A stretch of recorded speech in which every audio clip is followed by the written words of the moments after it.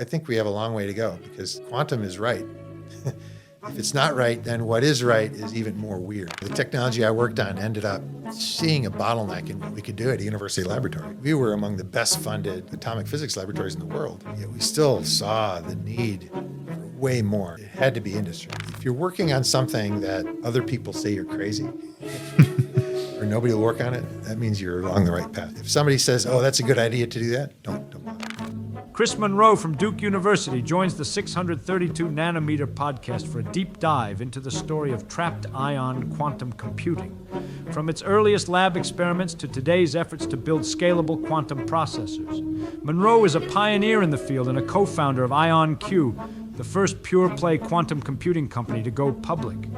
He grew up scientifically in what he calls the Mecca of atomic physics, surrounded by Nobel-caliber scientists. As a PhD student in Carl Weiman's lab, he worked on laser cooling experiments that laid the groundwork for the eventual discovery of Bose-Einstein condensation. As a postdoc with David Wineland, Monroe was part of the team that demonstrated the first quantum logic gate with trapped ions, a major milestone in quantum computing. The gate, based on a proposal by Sirac and Zoller, both of whom were previously guests on this podcast, together, became a textbook example for how to build quantum processes with atoms. He walks us through the evolution of the field, from tabletop physics experiments to today's highly engineered ion trap systems.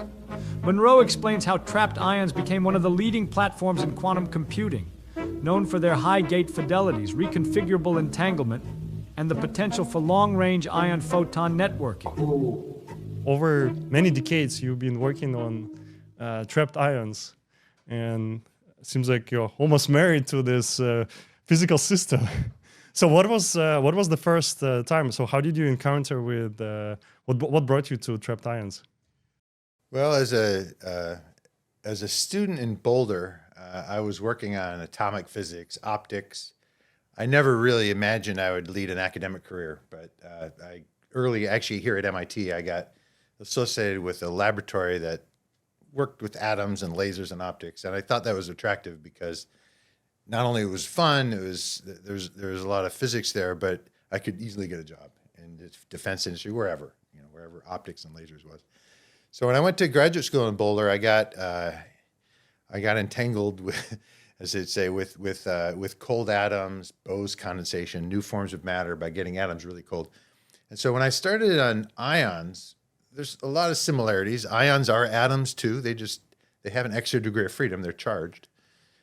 And in Boulder happened to be the finest research group in the world, really working with trapped ions. These are individual atoms. You can sort of count them. Whereas neutral atoms, they're a gas. They're kind of a mishmash.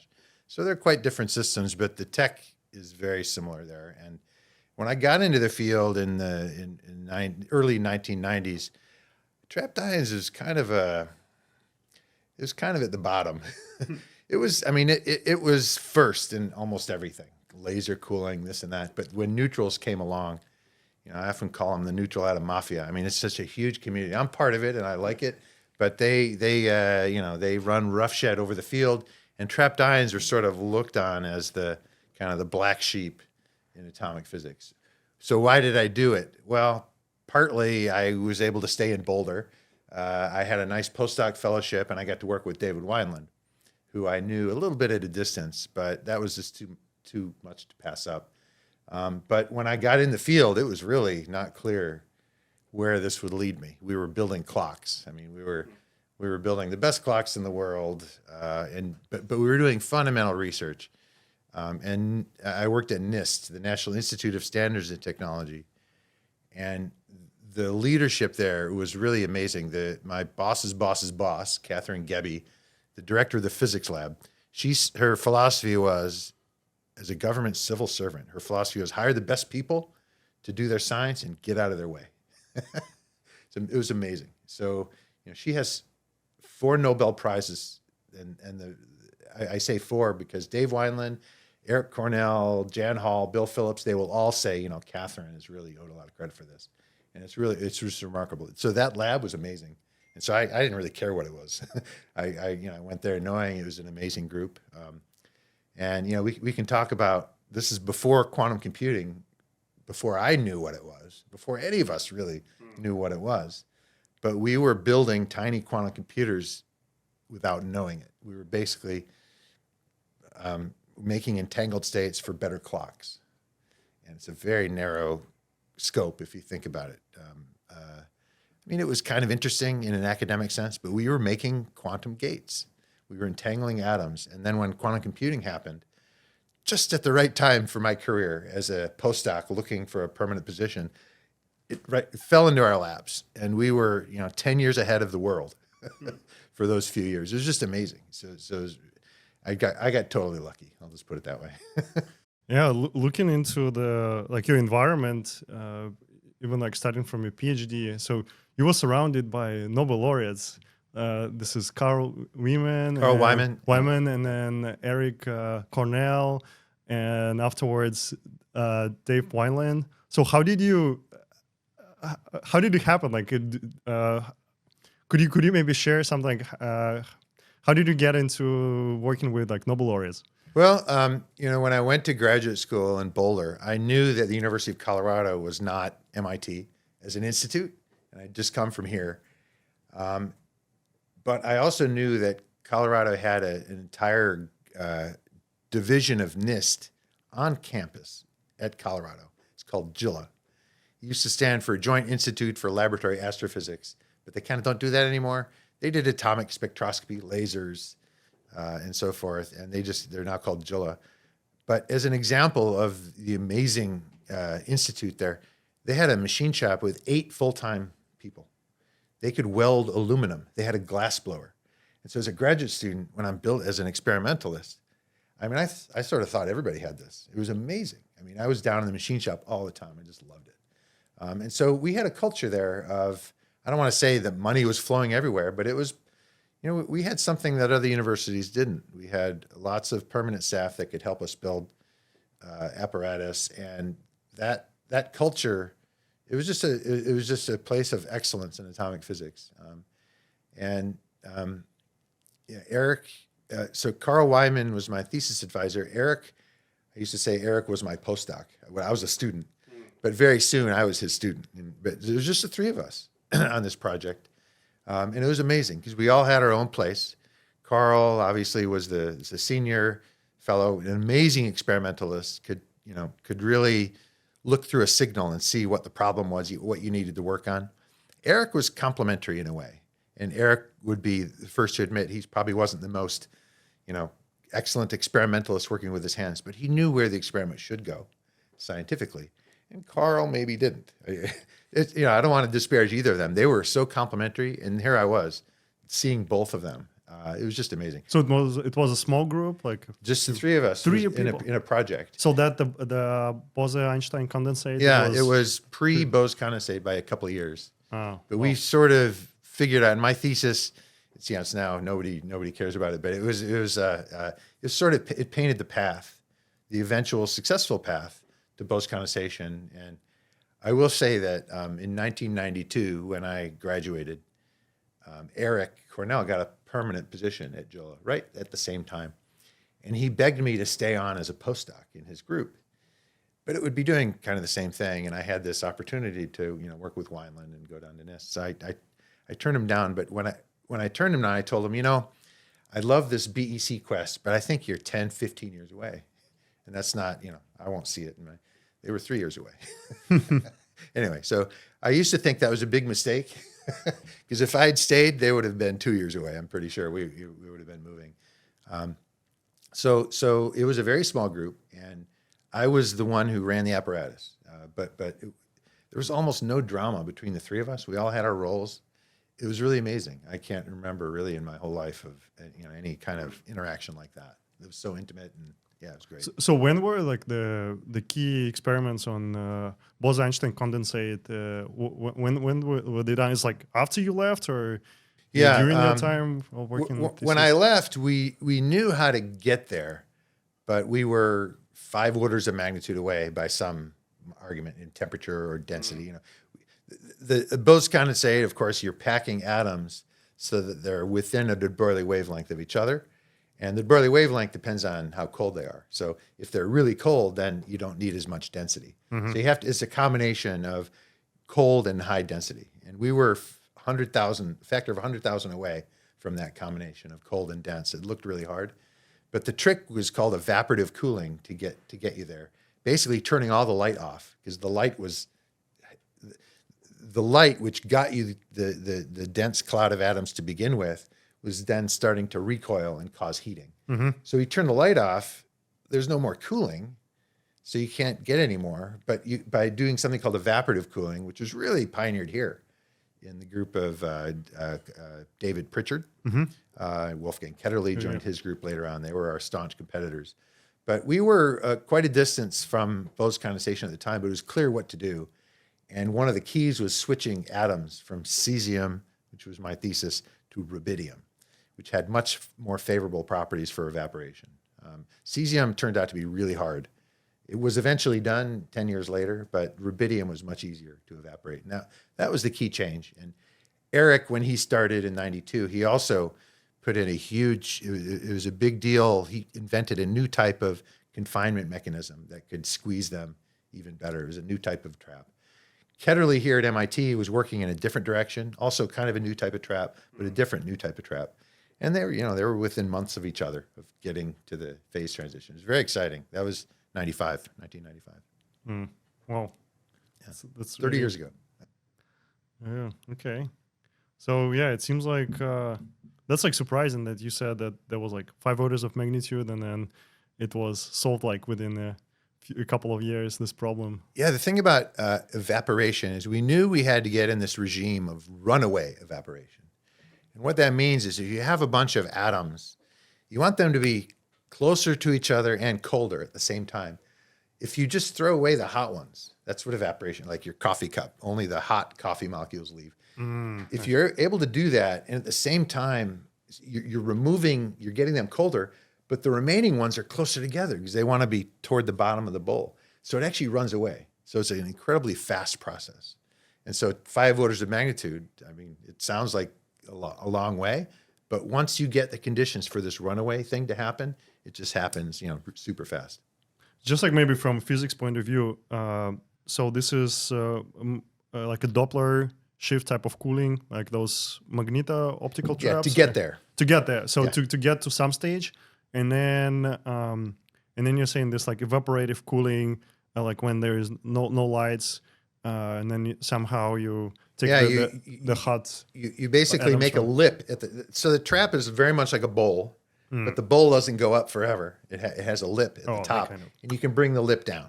I see. And when you do that, the hot ones leave, and the remaining atoms, they're more dense because they want to be in the bottom. That's kind of a magic thing.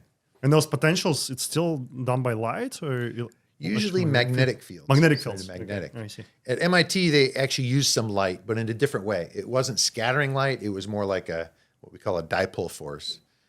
It's very much like magnetic fields, but using light fields instead to hold the atoms without recoiling and scattering. That was the trick. And so it's a big tool now. Now, we skipped a middle step in there. So the magneto-optic trap gave you the fast collection of pretty cold atoms, pretty cold. How cold is it? If you go to temperatures, like orders of magnitude? Depending on the atom, we're talking millikelvin. 10 to the minus 3 above absolute zero. Sounds impressive, but we're not talking about a glass of beer here. We're talking about few million or few hundred million atoms, which is a tiny picograms or nanograms of material. So the middle step between evaporative cooling and getting to the atoms, there's something very subtle called sub-Doppler cooling that gets you really low temperatures with light. Sometimes it's called polarization gradient cooling, Sisyphus cooling. Sisyphus Kind always of moving pushing- the rock. And this is important. This led to the Nobel Prize of Steve Chu, Bill Phillips, and Claude Kontunuji in 97. It was funny. The Nobel Committee skipped over the Nobel Prize for laser cooling, Doppler cooling. And they went to the extension of Doppler cooling that got you better temperatures. That was the Nobel Prize. And I say this because Doppler cooling was invented by Dave Wineland, among others. Anyway, it's kind of interesting, the sociology that goes into that. Daymelt and Wineland, and Ted Hench and Art Shallow. The other three already had Nobel Prizes, Doppler cooling. And I think they also skipped the other one, which was given later for optical trapping. Oh, Ashkin, Art Ashkin, Ashkin. after that's Ashkin, right, yes. That's right. So whatever, that's a big social It exercise. was interesting that he came up with this idea, and then his student further, Stephen Chu, right? Yeah. He worked on the Yeah, he worked with him at Bell Labs. Bell Labs, like to apply it for atoms, but Yeah, that's the right. key That's concept right. was- So Ashkin worked on, I mean, anything that's polarizable, droplet of water, a cell. If it's polarizable, you can distort it, make a dipole out of it, and then trap it. It's not like an ion trap. We'll probably talk about ions in a bit, but it actually is very similar to an ion trap. And Steve Chu, of course, applied it to neutral atoms. And the technique that Ketterle used here at MIT, again, used that same type of a force to get to evaporation. So I didn't want to skip that middle step, which got us to microkelvins. So millikelvins. millikelvins to microkelvins. So remember that 5 orders of magnitude. It's good to get a few in temperature right there, and then you turn the light off and do all the evaporation. And the reason that's important is evaporation is expensive. Wait, how does that cause cooling? That the middle step you're talking about. What's the actual mechanism? It's complicated, but what's going on? Sometimes it's called Sisyphus cooling. There's Doppler cooling, which works on how the atom preferentially absorbs light when it's blue shifted, when it's running into a beam, and the beam is detuned to the red. So I said red and blue a lot here. So when an atom moves into a red detuned beam, it seems like it's blue shifted, and it's more on resonance. It scatters more, and then it turns around and it scatters less. So that's a damping force, and you can calculate the limit of temperature there, and that's called the Doppler limit. Again, first calculated in 1975 by Wineland and Damelt, Hench and Shallow independently. So the extension of that is when you look at the internal structure of atoms, there's something called AC Stark shifts. If you put an atom in a standing wave, its energy levels look like a corrugated sheet or something, and the atoms actually go up and down these things. And if you can manage to make the atom, when it goes up, it absorbs light and it gets pumped to a different state that's out of phase, it's always going up, always going up, always losing energy. That's why it's called Sisyphus cooling sometimes. So it's a very subtle effect. It requires internal states, lots of internal states. And Steve Chu, actually in my lab when I was a grad student, we saw these very low temperatures. We didn't understand them. Bill Phillips, he saw the temperatures. He didn't understand them. Claude Contanucci, a theorist, he understood them but didn't do any experiments. Steve Chu did both. He did the experiments, and he really, I remember at the time, he understood what was going on here. So that's an important but very subtle part of laser cooling that needs to be mentioned. But yeah, lots of Nobel Prizes in the field. The Bose condensation one happened. Let's see, they observed it in 95, and that prize was 2001. Subdoppler cooling happened in 1990, and the prize was 97 or something. So things were really moving along. Takes 5 So years. there's Doppler cooling, Sisyphus cooling, but you have to keep going. Then Evaporation. And then evaporate, which is the lowering the walls of the trap to basically boil off the remaining hot. And what I said there, it's atoms. expensive because you're losing atoms. So you might start with 100, you might start with 1 billion atoms or 100 million atoms, and by the time you get to the Bose condensation, you only have 1 million atoms. So you've lost most of the atoms, but the ones that are left behind, it's a big enough sample to show the effects of this phase transition. So is Bose-Einstein condensate, is that basically the lowest temperature state it would be in this case? Or, like I would nanokelvins? change language and say it's the lowest entropy. Entropy, state. okay. Yeah. And in a sense, depending on the circumstances, those are correlated, entropy and temperature in equilibrium. But entropy means that you're in a pure state of motion. And because the atoms kind of go through each other and they're indistinguishable, quantum mechanics says we have to symmetrize a certain way, and that means that they all fall into the ground state. If they were fermions, it would be a totally different situation. And people have done the same atom experiments with fermions instead of bosons. It's not as clear because you don't get this really low temperature spike you get something like electrons that live in a solid. There's a Fermi energy, and there's a very sharp edge, and it's very hard to detect a sharp edge of where the atoms are, but it's been done too. It's very, very interesting. Maybe even more interesting because fermions are more prevalent in nature, electrons. So any material property that has to do with electronics, you need to know your fermion physics. Whereas bosons, atoms that have this other symmetry, boson, I guess photons are bosons, but they're not, maybe not as, you might say they're not as fundamental. I mean, they are fundamental, but I think as applied to things like electronics and solid state physics, fermions are probably more exciting. By the way, is it also connected to, let's say, prior big breakthroughs like in helium superfluidity, so where it's like bosonic and fermionic liquids? Helium-3 and 4. Yeah. In fact, what's interesting is that when Bose condensation of a gas was first observed in 95, I think a lot of folks in this condensed matter solid state community, maybe they weren't so excited. Oh, we've had Bose condensation forever. We've had superconductivity, superfluidity, and they're right in a certain way. But these condensed matter versions, the interactions are really strong, and they're not just two-body interactions; it's many-body, and so you can't theoretically really treat those systems very well. I mean, we still don't have a microscopic understanding of high TC superconductivity. Okay?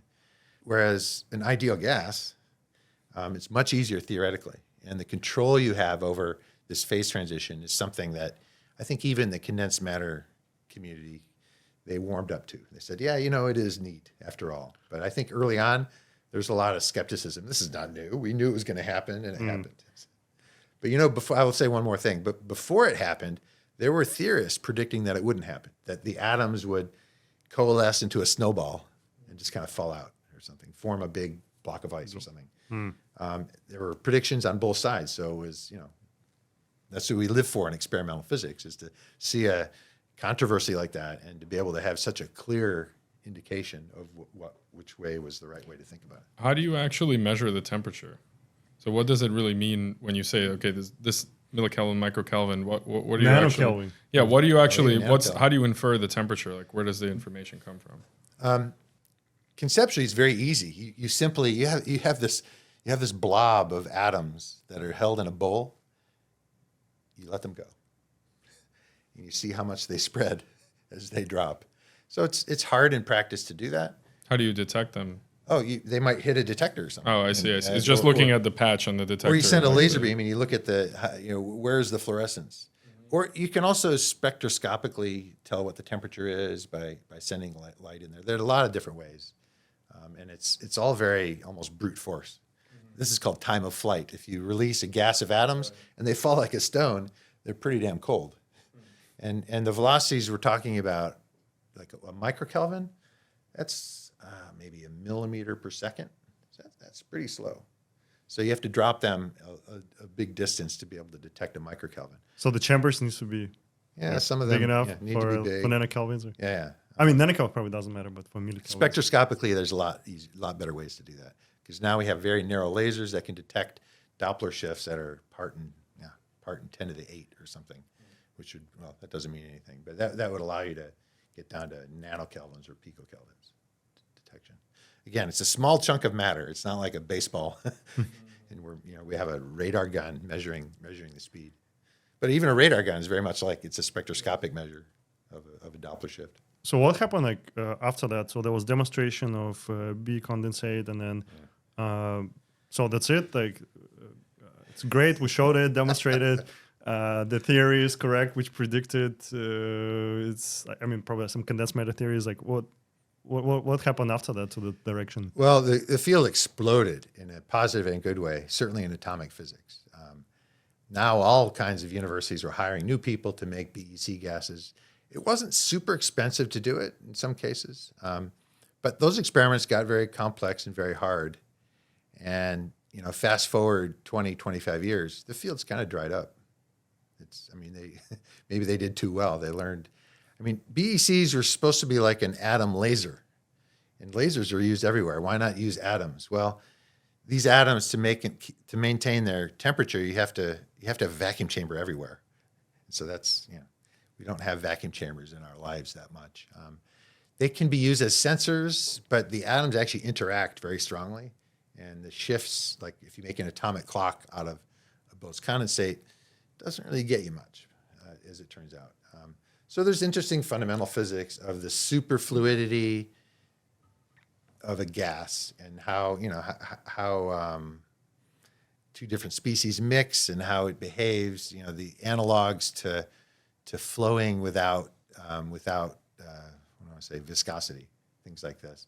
So, there's a little cottage industry there. But I'm glad we're talking about this because at the same time this was going on, I mentioned, maybe we talked earlier a little bit about, quantum computing was starting. And we were making these entangled states to build quantum computers. It's right at the same time. And in fact, one of my very good friends, Eric Cornell, and I, in 1995, we gave talks at a wonderful conference in the Isle of Capri, off of Naples in Rome, in Italy. And I was presenting the gate, the first quantum gate ever demonstrated in any platform. And Dave Wineland and I, we sort of led this work, and I was presenting for the first time in this conference. The problem is Eric was also presenting the first Bose condensate at the same conference. I was delighted because that was my extension of my thesis, so I wasn't saddened or anything. But I have to say that when I came back from that trip, Dave Wineland asked me, so how did it go? How was everything received? And I said, yeah, it was fine, but we totally got scooped by BEC and the other group, both in Boulder. And Dave, it's funny. This is in 1995. He kind of thought carefully and said, I think this quantum computing stuff is going to have a longer lifetime. It's going to last longer. And it's absolutely, he was absolutely right. That was 30 years ago. And I think we're seeing that now. The BEC community has largely pivoted in a great way. They're now working with single atoms and optical tweezers. They don't need BECs for this, but they're controlling individual neutral atoms and making quantum gates and going for quantum computing, quantum simulators. So it's not like they were, I think it was a false separation to begin with, but I think the community in BEC felt threatened a little bit by quantum computing, because if we were doing well and so forth, we would get their funding. I totally got that feeling. But now they even call their experiments quantum simulators, which is great. Anyway, so simulating BEC. Yeah, interesting sociology. That's always the case. So was there, some applications towards like atomic clocks? Is there still, like, maybe if you can mention something like about this direction, like what have changed, like maybe in that field, because it seems like this is like high importance for like GPS and probably some like navigation type of related. Oh, for sure. So the metrology community, which is another big part of atomic physics, the metrology community has just been cruising over the last 20 years or so. The best clocks now have an accuracy of a part in 10 to the 19, maybe 1 part in 10 to the 19. It's way more than you need for a real clock. However, there's always, the one thing we learn about metrology is that when you measure the next digit, there's always something hiding there. Maybe not that digit, but the next one, maybe new physics and so forth. It's hard to motivate fundamental research or research at all when you say, well, we don't know what we're measuring. We'll just get there when we get there. But that's largely what we do in atomic physics. And we have all these tools. So the clocks have been proceeding. And so how can they take advantage of the tools of Bose condensation or quantum information entanglement? And they do on both parts, but it's not clear how that's going to play out. Starting with BECs. With a BEC, you can get a very dense sample of nearly non-interacting atoms, which is what you want for an atomic clock. More density means more signal to noise. That's really important. Maybe it's helpful if you can just review, like, what's the normal architecture for an atomic clock and how does a BEC fit in there? Yeah, good. Well, an atomic clock, like any clock, what you want is replicability. You want to be able to replicate the clock and not worry about it is it's a standard. So if you have a pendulum of a certain length and you know what G is, you have a period that's decent. Quartz oscillators are good if they're cut to the right size. So atoms are the best because all atoms are sort of given to us. We don't fabricate atoms, they exist. And there are energy levels within atoms that can be very precisely, even if you can't calculate them, who cares? They're constants of nature. So the second right now is defined in terms of 2 energy levels in the cesium atom, actually, 2 hyperfine levels, ground state, separated by 9.2 gigahertz. That's what defines our second, because we can nail that frequency to 12 or 13 digits. So why cesium? Why it was historical. Chosen? Yeah. Historical. The splitting's big. Having a big splitting is good because the clock runs faster. And so if you have the same amount of uncertainty on your frequency, but your frequency is 10 gigahertz instead of 10 megahertz, you get a big factor of fractional uncertainty. Mm-hmm. Okay, so cesium, I'm sure there's a lot of politics, but it was the one that was investigated the most. It's heavy, so it's not, the Doppler shifts aren't too big. So the idea of atomic clock is simply isolation and signal to noise. If your atom is part of a surface, it's no longer an atom, or it's modified, and so that clock is not very good. It's a different clock in a way. So you want isolated atoms, and you want a lot of them for signal to noise. So BEC gives you a path to getting a lot of them, and that's nice. You could even put them on satellites in space and get good signal to noise in a clock. But it turns out, I mentioned earlier, there are interactions in BECs, collision shifts. Atoms, they do collide with each other, and that will shift the clock. And when you're getting down to parts in 10 to the 15 or 16, that turns out to be important.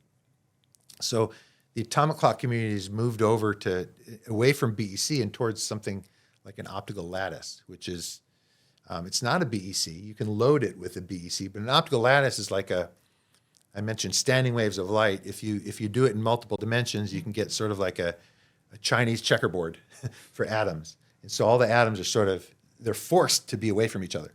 And that's wonderful because then they don't have that shift, and you can still pack a lot of atoms in. So all of these techniques in laser cooling and trapping have been. So how many? What's like the largest?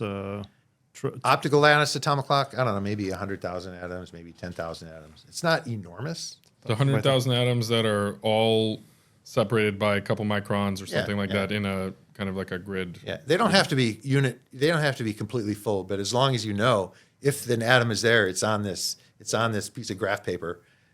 It's on this graph, I guess. It's on this lattice.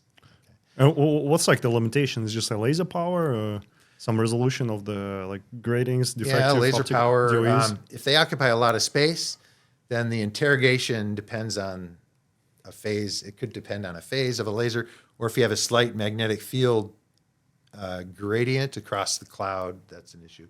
But this is the technology that's given us these 10 to the minus 19 clocks. Jun Yi is sort of the acknowledged leader there at NIST, at JILA, actually, at this institute.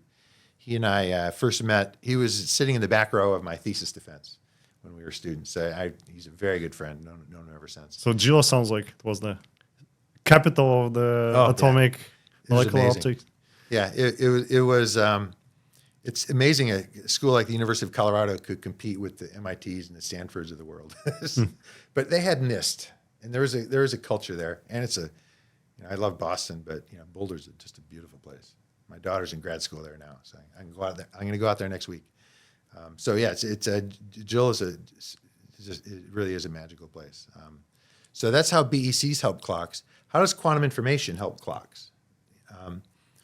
Well, this entangling idea. In fact, I was working on clocks before quantum computers. We wanted to entangle atoms. And when you entangle an atom in a certain way, let's say just 2 atoms, and this is almost academic, but one atom you can make an atomic clock out of one atom. It's a very low signal to noise because it's like flipping a coin and you're trying to measure, is the coin biased? That's sort of what an atomic clock is doing. It's measuring whether it's biased or not. If you flip it once, you can't tell anything, whether it's biased. If you flip it 100 times, 10%, you can tell within 10% is it biased. So you need to flip it a lot of times. If you only have one coin, that means it takes forever to interrogate it. If you have 1 million coins, you can flip them all at once. And if they're all the same, then you get a lot more signal to noise. So neutral atom clocks give you a lot of signal to noise. And we'll talk more about this, I'm sure. Trapped ions are better isolated than neutrals. And so they give you a better clock, but you don't have signal to noise. You have to measure them forever. And so there's something because you can't trap a large number. Or you can trap many thousands, I suppose, and people do that. But yeah, if you have more than 100, there's something called micromotion. There's other issues. One is the best. you get a great atomic clock if you have just one atomic ion. but you have to wait a while. You have to wait a while. There's something in atomic clockwork we call a flywheel. So any clock, and it's interesting to think about this. If you think you have a good clock, how can you tell? Well, you need to have a better clock, right? Like if I'm timing in fact, my grandfather clock at home, I do this every few days. I see how's it doing, and I compare it to my quartz oscillator on my watch, or on the computer. Then the network goes to an atomic clock at NIST on your phone right now. So you need a better clock. But if you have the best clock in the world, how can you tell you have the best clock in the world?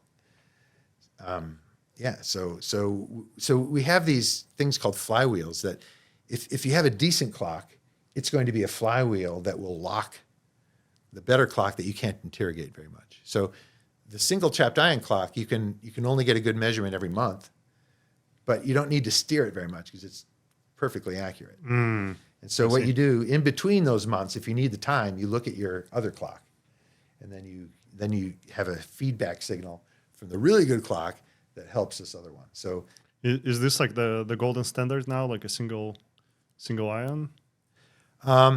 It turns out, Jun Yee's neutral atom clocks and single ion clocks are right around the same level. They're part in 10 to the 19. The neutral atoms have much higher signal to noise, so you could say they're more useful. But the point I want to make here is you might ask, why are the ions better isolated? Well, here's one reason. Neutral atoms, you need to hold on to them, of course. We're trapping them. Now, a neutral atom, if you trap it, you're necessarily distorting it. Because a neutral atom, if it's just a ball, how can you hold on to it? You need to make this tweezer, optical tweezer. You need to make the dipole. Yeah. And then when you make the dipole, then you can trap it. Yeah. Ions have charge. It's an extra degree of freedom, and we can hold it based on its charge. That does nothing to the inner workings of the atom, absolutely nothing. And so, in a sense, the ion is better isolated. And this comparison will come up when we talk about quantum computing, for sure. So they're really complementary technologies, and the neutral atom atomic clocks, they have more work to do to make sure their lasers are quiet. It's possible, and it's amazing what's happening in that field. They're just different, I would say. So I was talking about entanglement. I think I've been kind of a little off topic. So how does entanglement help atomic clocks? So you have a single atom, and it has two levels. You can call it a qubit if you want. And we would like to measure that frequency really precisely. Well, if we have two atoms, we get a factor of √2 in signal to noise, just like when you flip coins. The law of large numbers goes like the square root of n, the noise, It's fractional like, noise. Assuming it's like a Poissonian Yeah, that's right. distribution. You can think of it that way. Or, the noise on a single coin toss is 1 over √n. So if I flip it 100 times, I know 10% how fair that coin is. If you have two coins, you get to double that. So it's the square root of 2n. So you get a square root gain. Now, if you take two atoms and make an entangled state, you can make a superatom. You can make a superatom that's composed of two excited states and two ground states. The energy separation is now doubled. And if you can run that clock, you get to run it twice as fast. And you can measure twice as fast. So you pick up another factor of √n. So it was clear early on that entanglement is useful for clocks. It's related to an older field called squeeze states, if you've heard of that. In quantum metrology, we have squeeze states that allow you to squeeze the uncertainty of a quantum variable at the expense of a different one. You can't get, you have to pay your bills. But if you're measuring something, just you can squeeze the uncertainty in that direction. And it turns out squeeze states are entangled. We didn't used to call it that. But squeeze states allow you to get better signal to noise, like below the shot noise. That's the one I'm root at. And so by making entangled states, you can get better signal to noise. And in trapped ions, we're killing for signal to noise. Root 2 is not a big deal, but if you had 100, that gets you a factor of 10 better signal to noise, which is very interesting. So we were making, when Eric and I presented this result, we were already making entangled states for clocks, but now we had quantum computing. This was a quantum gate that had much more, long-standing interest, and we reported that. And so the quantum information game is very useful for metrology in order to get better signal to noise. I think you mentioned something about long-distance communication, and this is where I think all these fields are going to combine. I think all three fields. Getting two samples of atoms on two different satellites, maybe 10,000 kilometers away up in space, and getting light to go in between them to entangle them, to run two atomic clocks with high signal to noise. There may be ways, this will sound kooky, but there are ways that if you can measure clock shifts, you might be able to measure a gravity wave in a different way. Or there are ways that dark matter might impact such large baseline interferometers. This is a ways in the distance to be able to do that, but it looks really exciting. And in atomic physics, we love this because it's bringing all the hot fields, cold atoms, cold ions, degenerate gases, BECs for the sources, quantum information, bringing them all in one tent. So it's a very exciting time right now for AMO. I think 30, 40 years ago, there were roller coasters, different parts of atomic physics was maybe not promoted very well. Others were, but now, boy, it's sort of leading all of physics right now. So it would be good to conclude that Geo is holding the best watch in the world right now, and everyone's syncing to it, and all the metrology. Is it all converges to basically to this atomic transitions, like all the other measurements? Yeah, I think everybody would agree that the best timekeepers are from individual atoms. It could be individual molecules, but it needs to be something that's a standard. You probably don't want to have an individual protein because I suppose two copies of the same protein are exactly the same. Maybe not. They have different conformations and all that. Atoms and molecules are simple enough that even a water molecule is the same everywhere, pretty much. So atoms are easiest. We can control them. We can manipulate them much easier with higher signal to noise. So yes, everybody uses atoms. The one difference now is that we're using not microwave transitions for clocks, but optical transitions. And this will bring me to another Nobel Prize. Jun Yee's advisor at JILA was Jan Hall, who figured out, along with Ted Hench, and I'm forgetting who the other one was, they figured out how to count optical frequency, how to count something at 10 to the 15 hertz based on frequency combs. So this was 2006 Nobel Prize. And so now if we have an optical transition, now the clock's running super fast. So that's a huge gain, and we can measure it. We can measure it using microwave oscillators and frequency comb technology. How did you originally get the idea to apply these trapped ions to quantum computing? What's the story there? Oh, well, it just came in our laps. I mean, there was no, it's not, I wish I could say, you know what, I've heard about this field, quantum computing. This is what my nightmares are. I wish at the time we knew how to make entangled states, and quantum computing was a field before 1994, before Peter Shor's algorithm. It was out there.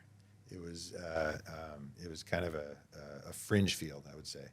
But David Deutsch, other people were making little algorithms. They seemed like toy algorithms that were not useful for anything. And there was even a language. Feynman started a lot of this in the late 80s by considering how can we make computers reversible to make them more energy efficient. And there are gates, universal gate sets for quantum computing, but nobody knew of why it would be interesting. So when we were making these entangled states, Peter Shor's algorithm hit the presses. I even remember reading about it and still not really being moved by it. But when you needed entangled states, it kind of hit us because that's what we were making. And then Ignacio Serac and Peter Zoller came up, and they knew our community very well. They were both at Gila in Boulder up until 93 or 94 before they went to Innsbruck. And they showed how a trapped ion system in particular could do it all. It could, universal gate set. And their paper from 1995, it's incredibly influential because it showed an architecture, even though nobody followed that path in the end. It showed a real architecture based on systems that existed, based on technology out there, and we were the experimentalists doing it. And so it all happened in quick succession in 1995. Shor's algorithm was published that summer. Serac and Zoller wrote their paper. It was published in November, and we wrote the paper for the first gate. We had the data in December, like 1 month after Serac and Zoller's. And we published that in that would have been late 95, I guess. Were they connected in some way? Like what was or you were just working in parallel? Well, it was more serial, I guess. There was a meeting in Boulder. It's the atomic physics meeting, which is a little bit of a hoity-toity thing. It's an aristocratic meeting. All the big bosses go to this meeting. It was in Boulder at the time, so it was great. I was able to go. And a fellow, why am I forgetting his name? From Oxford, Arthur Eckert, E-K-E-R-T. He was more of a computational physicist, computer scientist in a way, cryptography. He gave a talk at the atomic physics meeting on Shor's algorithm and quantum computing. So it was a little bit astray from the atomic physics community, but there was interest in that. I know Dan Kleppner here at MIT arranged him to speak there, even though Kleppner was probably one of the opponents to quantum information as it was developing, thought it was a little too rich, too hypey. But Eckert gave this talk, and he sort of opened up the eyes of atomic physics people. But Serac and Zoller were there at that meeting. That's when they learned about Shor's algorithm, remarkable way to factor numbers faster than. And so they were stimulated by that meeting, I believe, and we were in contact with them. Of course, we knew them very well, even though they were already in Innsbruck. And so we got wind of their ideas, and we were already doing all the machinery behind the Serac and Zoller paper. This is my day-to-day existence, how to perfect the transitions that were a key part of Serac-Zoller, because we were hell-bent on making these entangled states with high fidelity, at least better than 50%. You have to get 50%. You have to get 51%. Better than the coin? It's something like that. That's exactly right. Because if you only have a 50% fidelity, you can just guess every time, and you're going to be right 50% of the time. That's kind of what it comes down to. But our first result had a fidelity of, I think, 80% or something, that was healthy. It was a healthy signal above 50%, and it was largely serial. It just kind of moved back and forth, but we were 5 to 10 years ahead of the entire world. So those few years, I mean, I've never seen anything like that. Everything we did was just new and amazing. We had control of a pure quantum system. We could make entangled states. We could control these ions in ways that nobody had done before. That was a lot of fun because we were nailing the physics of the quantum gate. And Serac and Zoller's paper sort of showed how to do anything in a quantum computer using these components.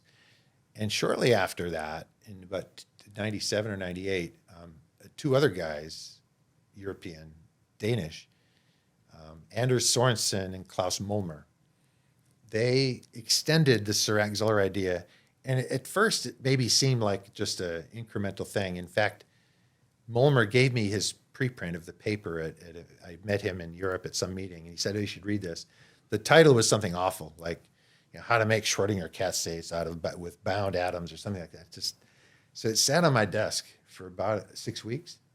And he wrote me a note. He said, "So what do you think of the paper?" And then I finally looked at the paper, and I was blown away because it was not incremental.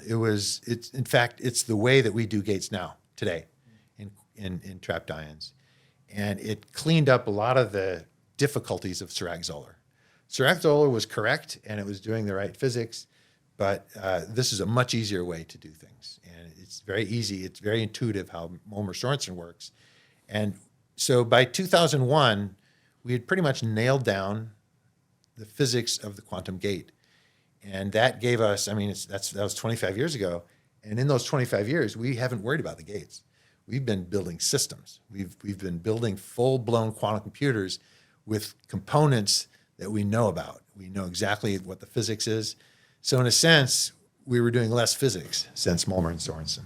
Maybe we can go into the detail of like, okay, how does the gate work? What are the inputs and outputs more like physically? What is like, if you had it in front of you right now, what you had in the 90s, what did it look like?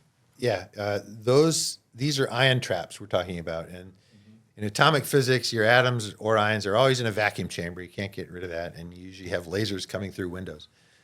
But in trapped ion work, you need to have electrodes nearby to create electric fields that will suspend the atoms in space. And that's not the easiest thing. And that's why trapped ions were much harder than neutral atoms. With neutral atoms, you don't need anything. You just need a vacuum chamber and a gas of atoms. You can collect them and do everything you want, all from lasers from the outside. Here we needed to put electrodes in the middle of the vacuum chamber. That means no fingerprints, everything has to be, processed. And the electrodes should be clean. They by clean, I mean they shouldn't have a lot of surface noise. And that's black magic. How do you do that? Turns out organics are tricky, and we didn't know that back then. But the good news, the electrodes are pretty far away. They're tens to hundreds of microns away from the atoms. It sounds small, but atomically that's miles away. So in the 90s, we were making ion traps by hand with electrodes, and we would get rods the electrodes of like tungsten. Basically gold foil pieces, or like usually what? Tungsten actually. Okay. You can etch tungsten with sodium hydroxide. You can make sharp points. You can hold them off, and you need to apply high voltage radio frequency. So you need to hold these electrodes apart from each other with some ceramic or some insulator that has good RF characteristics. Alumina, which is sort of amorphous sapphire, or there are a lot of materials you can do that in machine. So there's a little bit of an art of doing stuff inside the vacuum. But once you get the electrodes in place, you make the atoms and you ionize the atoms, skipping a lot of steps that are pretty straightforward and known since the 1950s, ionization and all that stuff. Once you have an ion and it feels the force of these electric fields, then you can laser cool the ion, just like we do neutral atoms. So what it looks like is, the first experiments had exactly two, no more, no less, exactly two ions, and we could image them on a TV screen, and you can name them. You could see each individual atom lighting up, because the atoms were very special. The atoms had very strong fluorescence. They would come back to where they started, and then they could do it again and again and again. And so there's a lot of light coming from single atoms, and there was nothing else around. It was not part of a solid or a surface. It's like looking at the stars in the sky. There's nothing there. So you can see individual atoms. Of course, when you turn the lights out, the laser beam's off. The atoms are still there. We know that because when we turn the lasers on again, they're there. So it's a really interesting question. Can you see in ideal situation like atoms with a naked eye? Yes. Like Cherenkov, he was looking at the one of the atoms. Cherenkov's radiation with his eyes. Yeah, right. Yes. Oh boy, yeah, I read that story. That's kind of dangerous. You put your head in the accelerator or something. Most of the ions, and this is another reason they were very expensive and hard to do in the 90s. Their fluorescence is in the ultraviolet. Okay. And that means very expensive lasers, very high quality optical elements. High quality fused silica is the only thing that can transmit deep UV light. There is one ion in particular. In fact, much of the community is moving to this ion, barium plus, and its line is in the green. It's the longest wavelength, green. And so, yes, indeed, we work a lot with barium in my Duke labs, and we've had a setup where we put an eyepiece, and you can see a single atom. The room lights need to be off, and you need to look at it for a bit, but it looks like a dim star in the sky. Yeah. And you see the green light coming off a laser. And you can't have much scatter, obviously. But you can do that with ions because the electrodes are a long way away. Laser beams are 10 microns. The electrode is 100 microns away. So the laser doesn't really hit anything along the way except the atom. So you can clearly see that. So that's what it looks like. We have these two atoms. So I want to talk about the Molmer gate because there's a very intuitive explanation of how this works. I see on the board some Sirac-Zoller diagrams. Yeah, that's it's actually a lot harder to derive, to understand how it works. I will say, though, the fundamental physics is really the same if you get a little bit of a higher level. So what we're after is a truth table between two qubits. So each atom has, we'll say, I usually say spin down and spin up, where you can say 0 and 1. I see G's and E's there, G and E. It could be your qubit levels. So we would like a 4-row truth table because there are 4 states of 2 bits. So you have 0, 0, 0, 1, 1, 0, and 1, 1. And we want to evolve those 4 states to something else. And depending on what that is, it could be trivial. You do nothing. I mean, that's not very useful. Or you flip 1 bit. That's also, I mean, it is useful, but it's not universal. You need to entangle the two. You need to have some kind of nonlinear operation, like an AND gate, something like that, or a NAND.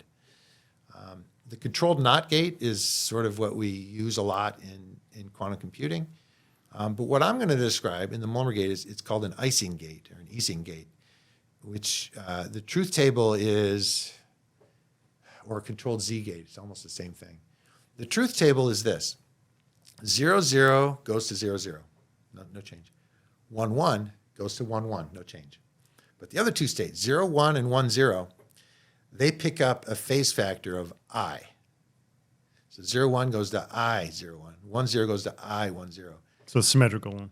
Yeah, it seems trivial, in fact. In fact, that doesn't entangle. It doesn't even change the states. But when you add single bit flips and so forth, you get everything. It turns out that gate is universal. And the reason it's universal, it's nonlinear. What do you mean by universal? What does that mean in the quantum world? When a 2-qubit gate is universal, if it can be accompanied by any single qubit gate, and let's be honest, single qubit gates were done in the 1940s. I mean, NMR is a single qubit gate. We know how to do that at the single atom level. I mean, just flipping, exciting the atom or letting it fall to or flipping it halfway. I see. Okay. Pi over 2 pulse. In NMR language, we call that. Now, that's what makes superpositions. I can show you in 2 quick lines. If you have that truth table I said, and you have single qubit pi over 2 pulses, you can make an EPR state, a Bell state, an entangled state, which would be, for instance, 0, 0 superposed with 1, 1, 0, 0 plus 1, 1. And so that's an entangled state, and you can use that to build circuits. So another way to look at this truth table, and I'll get into the physics of how you get the truth table. That's the most fun. But the way to see this gate is nonlinear. What makes it nonlinear is, remember, 0, 0 goes to 0, 0. Let's go in order. 0, 1 goes to I, 0, 1. 1, 0 goes to I, 1, 0. 1, 1 goes to 1, 1. So what happens to 1, 1 is not a product of what happens at 0, 1 and 1, 0. The product of what happens to 0, 1 and 1, 0 is I times I, which is negative 1. But what happens to 1, 1 is positive 1. And that means that this gate with the i's in it is nonlinear. If I had an I and a negative I, then it would be boring. That would be a linear gate. So that's another way to look at it. There's a nonlinearity, meaning that what happens to both qubit states is not a product of what happens to one and then the other. But again, this is not appropriate for chalkboard work, but just with 2 lines, you could show that you get an entangled state that way. It's as powerful as a controlled NOT gate. What's the implication physically of the I? Like if I'm looking at a single atom in the physical system, when it goes from 1 to I1, what's changed? Well, if you're just going to measure that state in isolation, there is no physical manifestation. It's a phase. Mm-hmm. It only it's relative to the other atom. It only pertains when you have a reference state, like when you make a superposition. If you start with 0 plus 1 and 0 plus 1 for the 2 qubits, Now you have a superposition of all these output states. And then it'll be entangled. That's probably the easiest way to say it. It's hard to keep all the phases straight in your head. But if you propagate 0, so what's 0 plus 1, 0 plus 1, or 0 plus 1 squared? That's all 4 states, a superposition of 0, 0, 0, 1, 1, 0, and 1, 1. And if I propagate all those, now I have a superposition of 0, 0, I 0, 1, I 1, 0, and 1, 1. That state, that superposition, you cannot factor. It's not separable. Unlike my input state, it was 0 plus 1, 0 plus 1. Now we have these 4 states with 2 i's in the middle that you cannot factor it. So it's entangled. Maybe that's easy. That's an easy way to see it as well. So the I is only a phase factor. If you only have a single state, phases in quantum mechanics never matter. They're overall phases. It's a relative phase that matters. So this gate has to be accompanied by things that make phases. They make superpositions. So now that we've maybe moved the computer science and the gate logic aside, how do you get this gate? And with trapped ions, this is really easy to describe, and it's a little bit visual. So we have 2 atoms, and they're sitting there. They're very cold. They're almost not moving. They don't have to be in their ground state, like Sirach Zoller, but they're cold enough.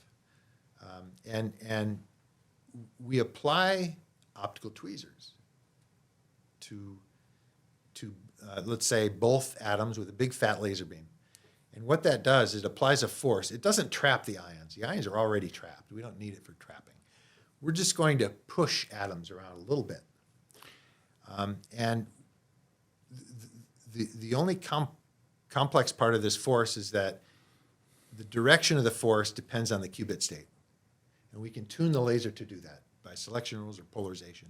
So to make things easy, if we're in the 1 state, we'll say that the atom pushes up. If we're in the 0 state, it pushes down. And we can do this with a very simple configuration of laser beams. So now look at these 4 possibilities. We have 0, 0. They both move down together, right? We have 1, 1. They both move up together. And then we have 0, 1. They do this. And 1, 0. They do that. Okay. Well, now we're going to consider the Coulomb interaction. The Coulomb energy between 2 charges is charge squared divided by r, divided by the distance. So if they're both in the state 1 or they're both in the state 0, nothing happens. They're the same distance apart, right? But if they're in the opposite state, 0, 1 or 1, 0, their energy is a little lower because they're a little tiny bit further apart. They're along the diagonal instead of the straight line. Okay, so there's a little bit of a defect in energy if you're in these 2 states. It's the same, by the way. It's the same defect. It's given by the length of the hypotenuse of that triangle. And when you go through the numbers, you basically get a equivalent to a dipole-dipole shift. When you change the energy in a quantum system, you're adding a phase factor. That's the simplest application of the Schrodinger equation. When you change the energy, you pick up an e to the I phi, a phase factor in the quantum state. And basically, we're picking up the same phase factor, e to the I phi, in 0, 1 or 1, 0, but the other states don't pick up any phase factor because they're exactly the same. Phase is 0. So all we have to do is set e to the I phi equal to I. In other words, phi is equal to pi over 2. Pi over 2. Yeah, good math. So by setting phi equal to pi over 2, which is the strength of the force, the amount of time that the atoms felt the force, by setting that to pi over 2, that's it. You have the gate. That's the Molnar-Sorensen gate.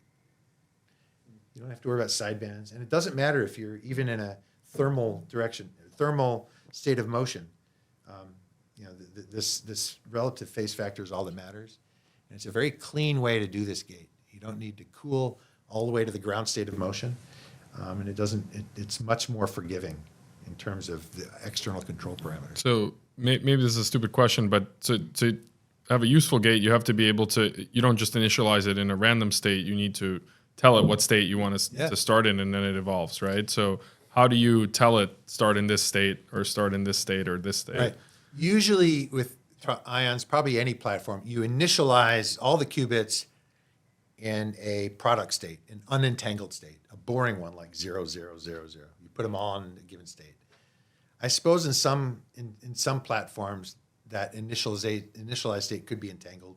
It just depends on the system. But usually, I think the best system is certainly in atoms. We start with them all in a product state of zeros everywhere.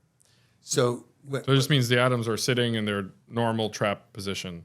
That's 0, 0. I'm talking about the internal qubit. The qubit is like an atomic clock. It's inside the atom. Okay. It's like a spin or Yeah, hyperfine yeah, levels. yeah. Okay. So they're all started in the state 0. How do you do that? Well, there's a technique called optical pumping that allows you to do that. This is what atomic physics was in the 1960s. Right when they got lasers, they were starting to do optical pumping, maybe before that, before laser cooling. It's sort of cooling the internal states, preparing a highly polarized state, if you want.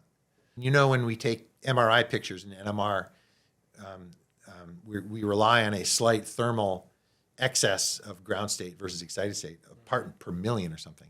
So our signal to noise is only part per million per atom. So, of course, if you have 10 to the 20th water molecules in your brain, you can image that. But with atoms, we can get perfect polarization. Every atom is with very high probability in the 0 state. So we start there, and then we apply these single qubit gates, which I kept saying are trivial. We know how to do that with lasers or microwaves.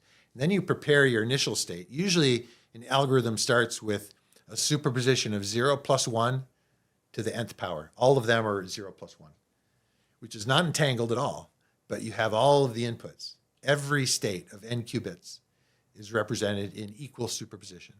You usually start that, not always, but you usually start, like Shor's algorithm starts that way. And then you compute some function over all the inputs. For the single Molmer-Sorensen gate, if you start with that input state and the 2 qubits that you apply the gate to, you've just entangled those 2. So that's what it looks like. You have to upload information in a sense, putting the single qubit gates, and then do these 2 qubit gates between any pair of gates that you want, depending on the program. And then at the end, you get a mess. You get it's not a random mess. It's a pure entangled state that has hopefully some structure, some use, some computational power, depending on the problem. So this Coulombic interaction, you said it shifts the energy levels to some degree, like a Stark effect. No, it's the Coulomb. Coulomb. Oh, energy. shit. Okay. Just E squared over 4 pi epsilon naught r. Okay. And then your laser is adjusted for specific transition. So then it leads to detuning, when you put them in on the diagonal, right? So then they're not tuned to exact resonance. And then this is the way you control the phase accumulated by one of the atoms? Yeah, there are many ways to do this. You can do it with microwaves, actually. You don't even need lasers. Okay. Microwave gradients, but you need to, maybe a simplest situation is the 0 state, nothing happens to it. Yeah. And the 1 state receives a kick, receives a force. That works as well. I mean, I did the 0 and 1 being opposite just because it's easy to kind of envision. So how do you operationally get a force on one state without the other? Yeah. Yeah, usually it's detuned from an excited state. It needs to be, you can't scatter light. You can't have the ion give up what state it's in. One state scatters, the other doesn't. Mm-hmm. Scattering meaning fluorescence and so Yep. forth. So you need to be really far detuned. You're in the dispersive limit like optical tweezers. That's why I made the analogy to optical tweezers. But you can also ensure by the polarization of that light or selection rules of the 2 levels that one state doesn't participate. It doesn't have any matrix element or something. Mm-hmm. The other one does. So there are probably infinitely many configurations depending on your system, depending on your atom, and what you want to control. There are a lot of ways to do this. So there is some, but you do need a state-dependent force, and that's sort of, I mean, you can do that in almost any atom, really. Okay, and it seems like this is one of the core elements for quantum computing. You need to have the nonlinear 2 qubit gate, which is also brings to limitations in terms of fidelity, precision. Now I guess the next question is, starting from these 2 atoms, how do we get to many of them? Yeah. What's the path towards making, 10 and more? What's beautiful about this particular platform is that I mean, you'll notice earlier I made this huge leap of abstraction to a full-blown quantum computer based on just pointing laser beams at individual atoms. And that's largely right. The problem is quantum computers, at first glance, they're very much like analog computers. So the errors accumulate. And so if you're only doing 99%, then you can only do 100 operations before things get noisy, things get random. And in that work, so how good was the fidelity, or how good was your coin at that time? Like I said, the first gate was like 80% or something. That's okay. Pretty, I mean, but you could put 4 or 5 of them together. I mean, that's not very useful. And the tricky thing is, and we'll talk about scaling. That's a really important point. What makes quantum computers super hard to build is that as you scale, the components need to get better as you scale. That's a really hard recipe for scaling. Could you imagine you're tasked with running a car factory, building cars, and okay, I can build 1,000 cars in 1 year. I can build 10,000 cars in 1 year, but now each car has to be a little better. Yeah, this is no, that's no way to scale. Yeah, that's a miracle. I see the current situation like with chip industry. So somehow that the transistors, the like field effect transistors, or it's easy to scale them. Yeah, VLSI was easy to scale, and this is a fundamental difference between conventional computing and quantum computing. Conventional computers latch. That is, through feedback, we almost never think of it. If you have an open loop transistor, it has a gain. It's very high. It might be 1 million, but the gain is different on each transistor by a factor of 2. I mean, they can really be different. So the fidelity is only 50%. And if you're trying to get a gain of exactly 1 million, it's like flipping a coin. I mean, it's gonna be 500,000, it's gonna be 2 million, 750,000. So in a sense, how do you scale up? Well, by running a transistor in feedback, or by doing a cascaded set of transistors, a flip-flop, or a NAND gate, you're feeding the output to the input, and the gain, the relevant parameter becomes the gain divided by 1 plus the gain. And if the gain's 1 million or 2 million, who cares? G over 1 plus G is good to a part per million. I mean, so so that's what VLSI relies on. The ability to truly measure an output and feedback on the input. Another way to say that is if the voltage level gets a little lower, it droops, well, you just bring it back up. It's like a thermostat. You can apply feedback. Quantum computers, you can't obviously apply feedback. I say obviously because there's something called quantum error correction. Mm-hmm. It's nothing like transistors. So right now, nobody really knows how to scale an error-corrected quantum computer. The overhead is enormous. It could be 1,000 to 1. You might need 1,000 regular qubits to get 1 good qubit. Now, if you can make 1 billion of them, great. But when you make 1 billion of them, you probably need 1 million qubits to make 1. I mean, because you're making more, the errors accumulate.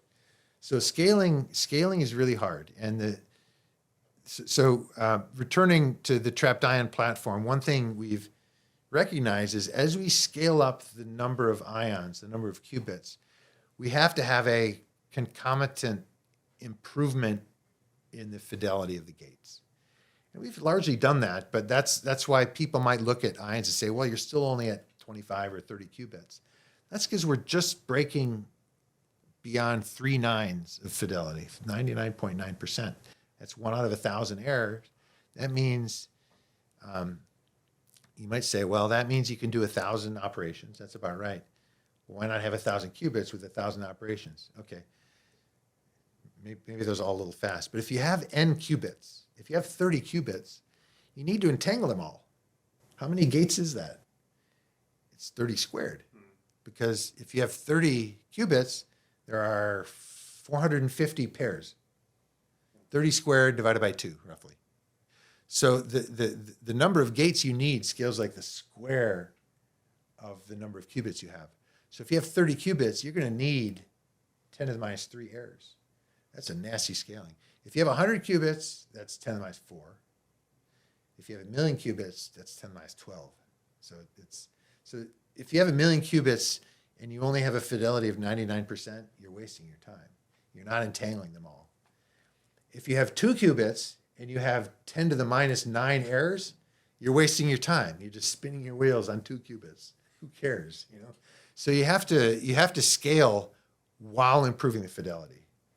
And very few platforms have a credible roadmap to do that. It's great physics. I think you throw superconducting qubits on a chip. Oh, I can throw 1 million superconductors on a chip. Great, go ahead and do it. I mean, your fidelity is going to be 80%. It won't be useful. So just a yield problem for superconductor?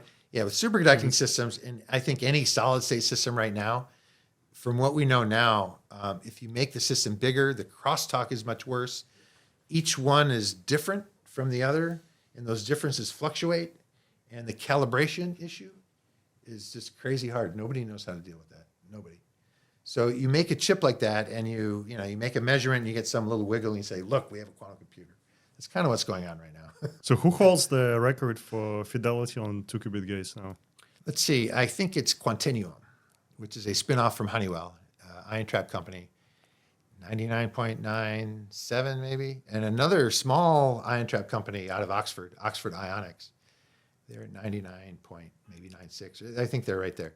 Now, I founded a company called IonQ, and they've spent more. They're interested more in this scaling and selling of systems. I think maybe to a fault, but they're slightly behind there. Superconducting systems are really stuck in the 99.x range. Again, it depends on what you mean. There's lots of asterisks to that number.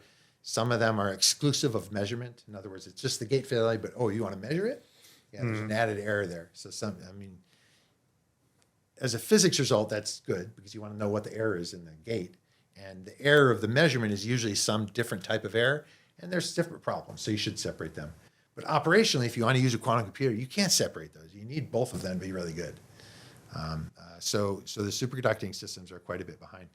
Neutral atom systems are coming on strong. They're beyond 99% now, and I'm not sure how far they'll get. We'll see. But the great thing about atoms and ions, we sort of understand the errors.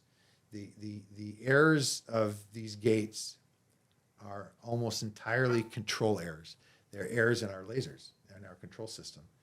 It's not the fundamental physics of the atom, because the fundamental physics, the idling qubit of an atom is perfect. I say that with a straight face because these are atomic clocks. They define time. So when you're not doing anything to them, they can keep their quantum memory for as long as you want. And that's not really an exaggeration. It depends on, you have to have an atomic clock lab in a way, but it's possible to do that. Whereas solid state qubits, superconducting qubits, they don't idle. They die after 100 microseconds.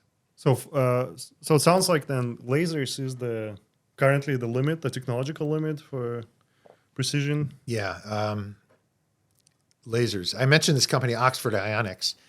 They're not using lasers for the gates. They're using microwaves, which has its own issues because the atoms are really close together. The microwave wavelength is a few centimeters, so there's a lot of crosstalk and microwave engineering, but they don't have lasers for the gates. So that's very interesting. But yeah, you're right. Your statement is generally true that our limitation, the bottleneck right now is laser noise. And it's not just power noise fluctuating. It's, the atoms are over here, the laser's here, and a train goes by and things vibrate. And now the atom is experiencing sort of a stochastic power. It's not the laser's fault. It's just that the system's big, and we haven't yet shrunk it down by using some of your meta optics or something. Seriously, integrating optics on an ion trap chip, we haven't even started there yet. And when we do that, the performance is going to go through the roof, and we haven't done it yet. So we need some. Has there not been just a silicon photonic chip or some photonic waveguide chip with a trapped ion on top? There's been some of that. Actually, MIT Lincoln Labs has really pioneered that. Some work at NIST in Boulder, my former group there. But these are, they're not good enough yet, put it that way. In particular, the idling atom, I say it's perfect. Well, you can't have any light. You can't have any of the light that will cause fluorescence. And these light waveguides on the chip, they scatter. even at 10 to the minus 8 levels, I mean, we're going to need about 100 dB of isolation, and that's really hard. I don't think it'll be impossible in the future, and maybe other techniques, but we have to invent, I think, on the engineering side, better devices. But once they're integrated, then the train doesn't matter anymore. I mean, everything moves together. The atoms are pinned to the chip. So if the chip moves, the atoms move. And right now our laser's over here. That's a problem. But if the laser and everything is on chip, man, everything moves together. It's going to be like silicon in regular CPUs. When you make smaller lasers, I would assume intuitively they probably underperform comparing to bigger ones, like large cavity ones. Absolutely. So that's the downside. Is there a physical law you have to have some volume or something? I mean, in practice, that seems to be the case. I mean, we look at the first transistor at Bell Labs in 1947. I mean, it was this big, the whole transistor, germanium, and it depended on the humidity and the temperature of the room and all that. And now they're 10 nanometers across. I'm not saying I know how to integrate a laser of high power on a chip, but is it physically impossible? I don't know. And even if you don't get the laser on there, maybe you can feed the laser in through a fiber and then get the fiber anchored to the chip. Mm-hmm. And now, again, if there's any vibration, it's the fiber that takes it out. Mm-hmm. So I think that's an approach as well. This is sort of what they're doing at Lincoln Labs. I don't think they've yet put lasers on the chip, but they've put waveguides and output gratings that couple the light to aim onto an atom. No alignment. That's great. You don't have to be in the lab turning knobs anymore. So do they see actually right now some path towards moving forward with the fidelities or? I mentioned error correction. I mean, I think the approach in trapped ions is that don't do error correction for as long as you can. Try it. Just make the system passively very high performing, and then leak it in at the end. Error correction should be a defensive technique. You should not go in and say, you know what, we're going to start with error correction and then architect our whole system around that. That's what's happening at Google. And if we define error, what does error really mean? It means, let's say the laser power fluctuates and then there's a change in the qubits orientation, or what is an error? Yeah, well, that phase I talked about earlier, that phase, what goes into that number? Well, it's the energy shift integrated over time. So it's the time at which the laser is applied. Time is pretty good, though, usually. Usually time is not the issue. But it's the area, the pulse area of the laser pulse. So it's the intensity integrated over time. If you have really fast noise, that's fine. You get to average that out. If you have really slow noise, that's okay, too, because you can calibrate it. You can stop and say, okay, what's the power? Here we go. But if you have noise just at the wrong frequency, at the frequency it turns out to be, say tens of kilohertz, and there is noise, a lot of noise at tens of kilohertz. That noise is a killer. And beam steering noise, depending on the turbulence and the vibrational properties. And these ions actually, they do drift a little bit in time on the trap, and there's, you have to improve that. But all of these will impact that phase. Instead of I, it's 0.9 I or 1.1 I, or it has a real part. So there's noise on that, and that ends up effectively being decoherence on the qubit. Even though the qubit was perfect, it's just our controller was off a little bit. What's the tolerance? Well, again, if you're, I'm being fast and loose here, but if you have 10 to the minus 3 noise, that is the RMS deviation of that phase is 10 to the minus 3. So it's I plus or minus 10 to the minus 3 of I or something. That means, again, it really depends on the context, and there's an art form on how you propagate errors in a quantum computer, but very naively, that means you can do about 1,000 operations before it's totally random. And that's what I was saying earlier. So that's appropriate for 30 qubits. So you don't need error correction up to 30 qubits. Now to get to 60 qubits, if you only have 10 to the minus 3 errors, you have an algorithm that's expensive. It needs more than n squared gates. Maybe you need n cubed. Shor's algorithm is more than n squared. There's a prefactor. I think it's big. Maybe it's n cubed. It's not exactly n cubed, but you might need you always need more gates than you think. And in cases like that, you're going to need to deploy some error correction. Now, once again, with these atom systems, the errors are not fundamental quantum errors. They're sort of control errors, and if we can characterize them, There are some ways you can reverse these errors. In NMR, nuclear magnetic resonance, they call these spin echo pulses. It's a total field in its own right, how to optimize pulses for a certain type of error that has a certain type of a noise spectrum. You can back some of those things out. It's because it's not a fundamental quantum error. It's just your ignorance in the classical error. And that's a huge advantage.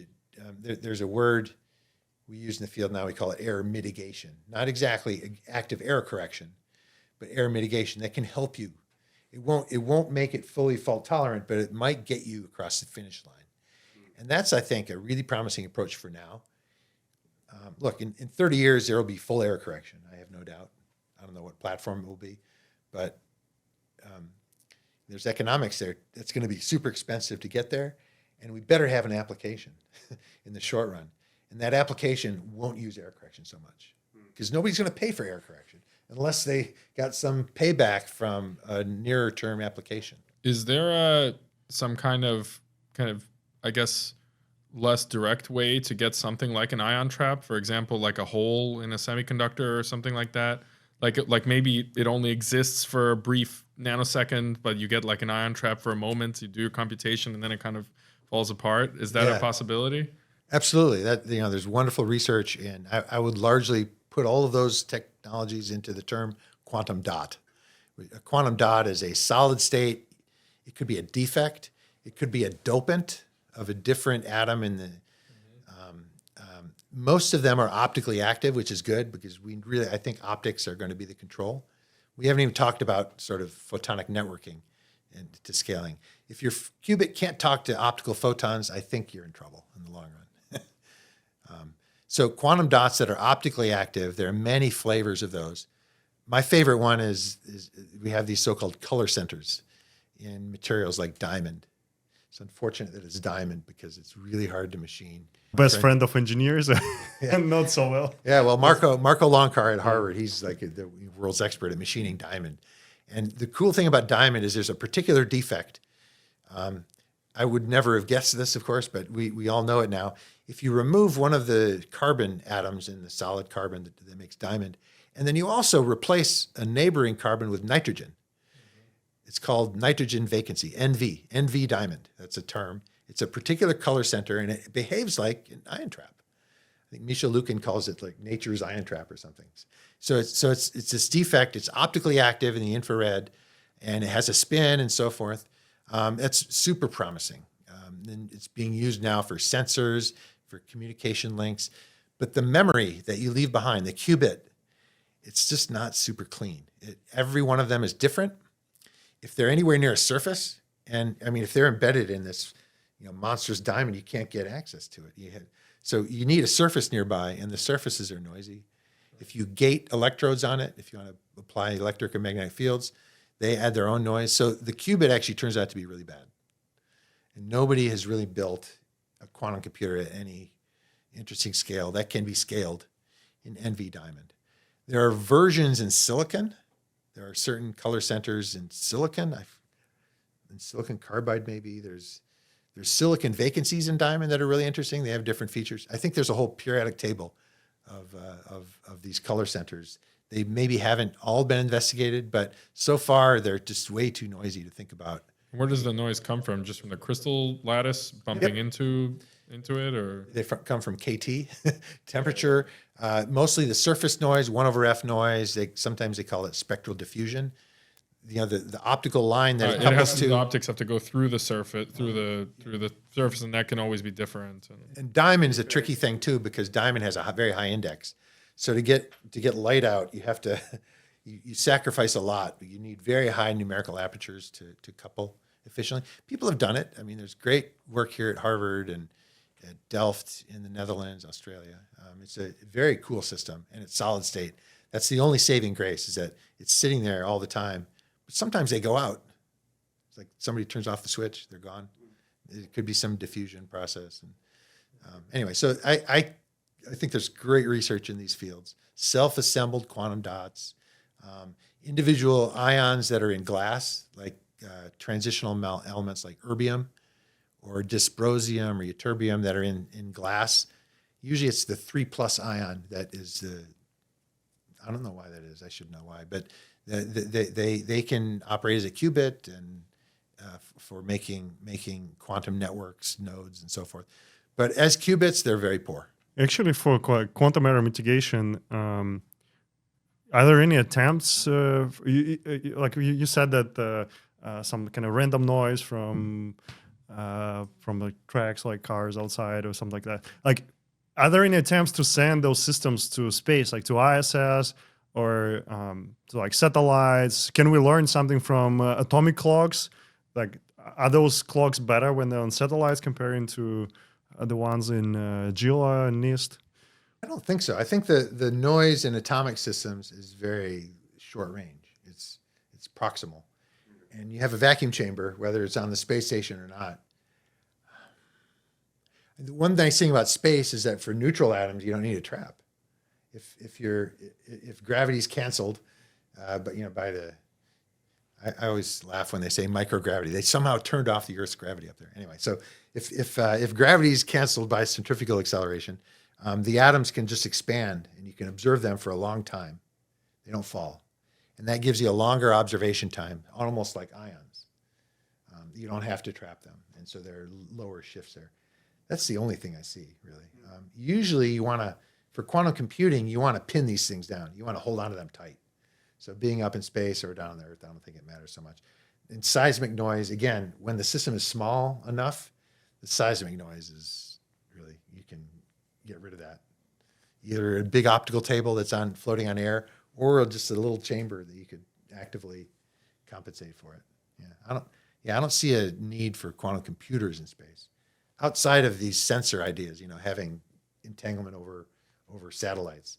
You might need a little quantum computer on each satellite to purify the entangled state. It's like doing error correction, but it's not computing. It's not computing algorithms. It's just maintaining entanglement over a distance to measure a gravity wave or something like that. For lasers, do we see like the path to make better, like how to reduce further the noise? Is it just like most like seismic noise, or what are the sources of noise, and how can we improve lasers, make them better? I think, as discussed, most systems now, these prototypes, they're big. Okay. And the laser is separate. And there's not yet a market. In much of our research in ions, we use the atom ytterbium ions, ytterbium plus. And the main reason we use ytterbium, it's an engineering reason. It's that the laser we use for all these gates, for these push forces, the best wavelength, to a few percent is 355 nanometers. Why is that interesting? Well, 355 nanometers is a commodity. That wavelength is used for lithography of CMOS, upper levels of CMOS. Companies make thousands of these lasers of all different types, as much power as you want. It is UV, but it's turnkey. Literally, the only knob on the laser is a key. You turn it on, and that laser works for years. And that's why we use ytterbium, because we didn't want to have to tune the damn laser every morning of every day. I've done that. I've been there. So ytterbium ions are real nice because of that reason. So the laser is turnkey. And I think neutral atom quantum computers as well, they're going to need to, there needs to be a market. And we were lucky that there was a market in silicon fab for this particular laser, and we went for it. But we don't yet have that market for other lasers that we're going to need for the full suite in a quantum computer. It's almost a chicken and egg thing. I just hope in the next few years there's some niche application. I don't know where it's going to come from. Most academics don't believe it will happen because they want proof and they want Shor's algorithm. Whereas a heuristic algorithm that just works, you don't know why it works, but it just worked, that's valuable. And once we get that, it will pay for the development of a market of lasers. Maybe that's naive thinking in itself, but it's important that we build systems, get them out in the field, and they be used by potential users, even though they're still not as powerful as your laptop.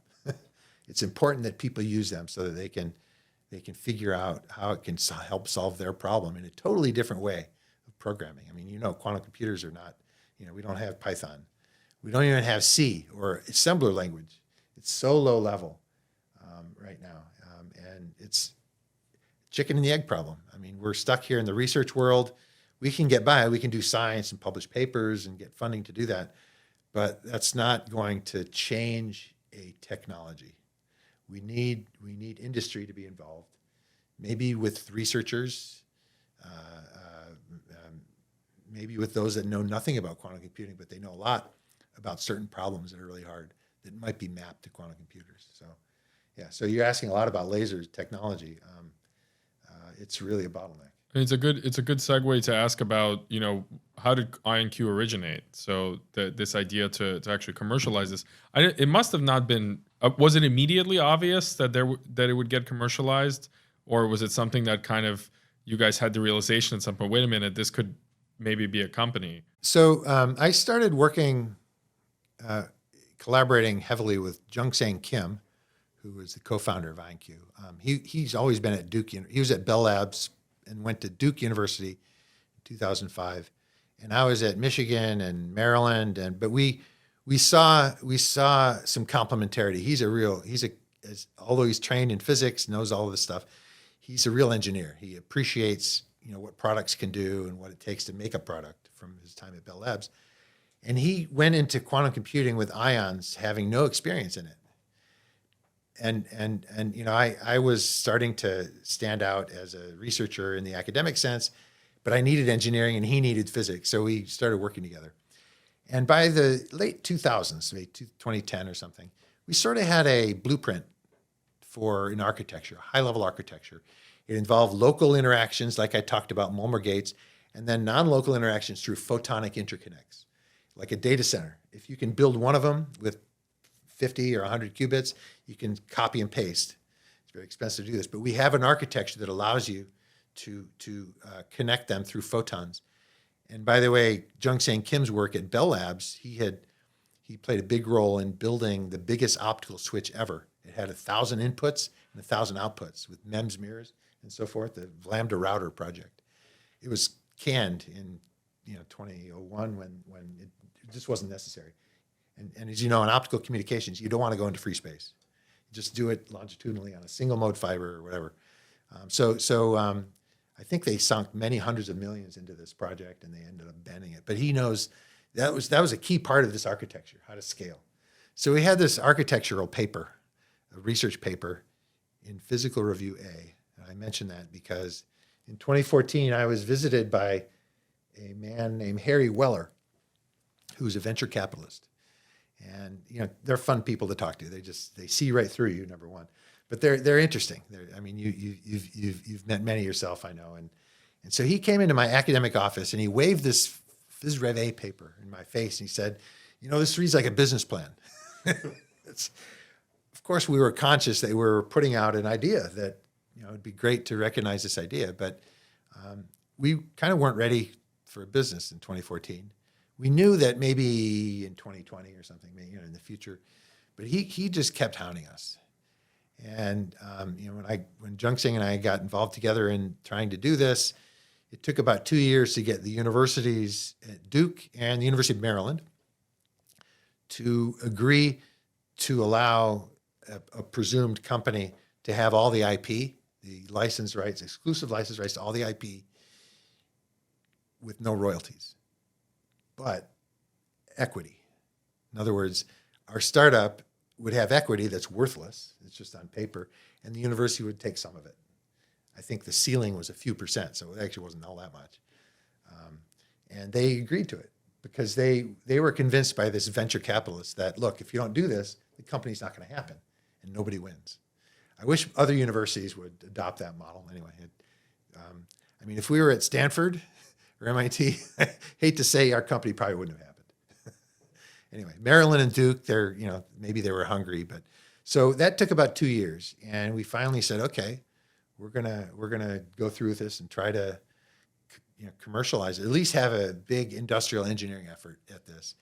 And so the venture capital firm New Enterprise Associates, NEA, they're one of the biggest out there. They seeded us for a few million. We could hire a CEO. We could prosecute IP. work with the universities and so forth. The company would pay for the IP, of course, 20 or 30K per item. And so that went on for a few months. And then our champion venture capitalist, Harry, he passed away. He tragically passed away in his sleep. Young guy, very vigorous. It's just a mystery what happened. And so we were left, we didn't have a champion anymore in the venture capital world, but we had already hired a CEO. We had to, so we sort of took some time off and camped in Palo Alto, and made the rounds, learned about venture capital. I remember one trip, it got extended. I had to buy clothes at Costco because I didn't pack enough. So fortunately, NEA, the firm that seeded us, they sort of honored Harry Weller's commitment, and we got one of their partners to kind of sponsor it, and we raised more with GV, Google Ventures. And there were about 30 people. I even had to be CEO for about a year as we were in between CEOs. 35 people. We were building prototypes based on the stuff Jungsang and I had put together at the universities. We were funded very well at the universities for a number of years by the spies, IARPA and Department of Defense and so forth, NSA. Do you think that they benefited from that? Like, was the idea that there would be maybe some like quantum information type of things coming out of it, or like what was the thinking? For sure. Like, why do they? What's kind of the military use case or whatever you would call it? Well, the intelligence community is interested in quantum mainly because of its applications to code breaking, RSA. Right. Reverse-Schmier element. It relies on the inability to factor numbers, and Shor's factoring algorithm. So they're thinking if someone's going to factor, if someone's going to get Shor's, it's us. That's kind of like the thinking. Well, they were. I think they were very realistic. I mean, the folks at the NSA, I like talking to them. They sort of have this long-term view. They don't necessarily even want to have one. They just want to know when one will be built, and when an adversary might be able to build one, because that implies that sort of tells you how safe your codes are right now. If you want them to be secret over political timescales, yeah. So IARPA sponsored us for over a decade. I think we probably, with all the grants together, went through about $100 million. The big question now that Bitcoin exists is what will happen, right? So basically, if at some point the computer gets good enough to, it's actually not Bitcoin mining that breaks, but it's like Bitcoin wallets. So, but there's a game theoretical problem, which is like if you just start transferring all the Bitcoin, they're going to go to zero. Like the value will go to zero. So if somebody actually cracks the signatures in Bitcoin wallets, they have to do something where they like withdraw small amounts every year, where it's like disruptive but not sufficient to kill it. And then they have to like, it's an interesting question of like exactly what would happen if you could crack those signatures. But I think the signatures are common not just to Bitcoin, but like many other things. But maybe those things are not as permanent, like credit card transactions, for example. They could just switch to a different cryptography and the history is not that important, right? Whereas like in this case, it's all history. Right. So, like, and that's what determines like what happened in Bitcoin. So anyway, it's just a funny. Yeah, I've heard those stories that it could be really catastrophic. Yeah, it's like this game theoretic thing where in theory it could like exploded, but then what would you be left with, right? So, but the other thing that can be done is maybe just people can just make a copy of Bitcoin with a different cryptography and then manually transfer over all the balances basically. And then kind of say like, right, we're starting over with the same balances before the pre-catastrophe balances. But it's likely that the value would just be much lower after that. Like the market value. Hard reset, yeah. Because it's never been broken, right? So that's like part of the value. So it's just a funny. Nobody knows really what will happen, right? So well, fortunately, we are, I think, probably many decades away from quantum computers being able to attack that. We'll see. If we have this near-term application, I think that 30-year time frame for factoring will telescope inward. Again, people don't think of it that way, but I think groups like the NSA should be really thinking about not factoring, but some heuristic optimization program for a traveling salesman problem in logistics. NSA probably cares about that directly, but even if they don't, it will open the floodgates for people to fund lasers and stuff like that, or whatever technology needed to get to Shor's algorithm at scale. So our business plan at IonQ, I mean, it's remarkable that companies can have a business plan, but we had a very credible roadmap, a multi-year roadmap that we were going to get to this number of qubits, we'd be able to do that and that. And it wasn't based on new physics. There was nothing new in the physics. The Mulmer gate was tied up 20 years ago. We're done with that. Now it's all about the architecture, error correction, error mitigation. And so we, in 2019, our new CEO, Peter Chapman, came over from Amazon. He's a software guy at Amazon Prime. And with COVID hitting, it's like all kinds of things going on. With COVID hitting, we were told by our board that we had just raised like $60 million. So we had a lot of money in the bank, a couple year, 3 or 4 year roadmap. They said, well, no, this roadmap needs to be 8 or 9 years. You have to stop hiring. We don't know what COVID's going to do. This is early 2020, mid 2020. And so we were approached by a SPAC, special purpose acquisition company, a blank check company, to go public. And so SPACs are sort of like, they say it's a 4-letter word on Wall Street now. It's a little bit of a shortcut to an IPO. I think the regulators at the time didn't like it. But the SPAC had investors, $300 million in investment, and their job was just to identify a company to invest in and give that company the position on the stock exchange. In our case, it was the New York Stock Exchange, NYSE. And so this took about a year, but we ended up going for it because it would give us I don't know, $600-700 million in capital in the bank. And we on the street, we would be a company worth $2 billion or something like that. But we had the bank. And that was, I think, our biggest risk. It was access to capital. Quantum computing, it's so speculative. You can't be raising every year. That's just, I don't know. I know you have to sometimes, but when we had this opportunity, we went for it. So IonQ is a public company. This is 21. Was it the first quantum company going to IPO? Yeah, it was the first pure quantum computing. Google does quantum computing. Yeah, but it's 10 to the minus 4 of their, 10 to the minus 6 of their budget probably. We were the first exclusive quantum computing company. Wow, what a challenge that is, because you can't. If there's no hype in a field, the field's probably not interesting. So there needs to be, you need to be speculative. But as a public company, you also have to, every quarter, you have to say, how'd you do last quarter, quarter before that? People aren't used to, in the public markets, people aren't used to a research field like this being public. I guess in biotech, there's some of that. It's very speculative. And so, the company, it was very hard to walk that fine line between doing R&D for, 5-10 year outlook and having quarterly earnings reports.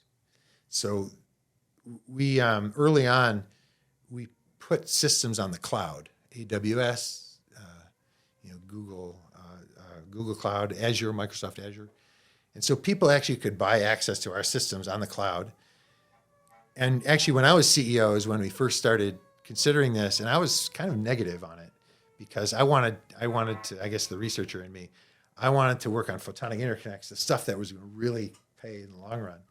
You can't think too long haul, I guess, but I didn't want to do it because it was going to require a lot of engineering, and it was going to take these people away from research.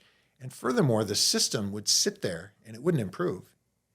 It's a static system. You can't, if it's on the cloud, it needs to be up almost 24/7. You can't say, oh, I have a new idea to do this. No, you can't do that. You have to freeze the design. And so it's not going to perform very well. So I was afraid of that. But in the end, it was a good thing to do because just that exercise of making something available 24/7, just figuring out, we learned so much on how to make a system better. And that'll apply to everything down the road. So it was a good thing to do, but you can't do just that. And I think, IonQ, I think to a fault, maybe they sell systems too much. I wish they would work a little more on R&D.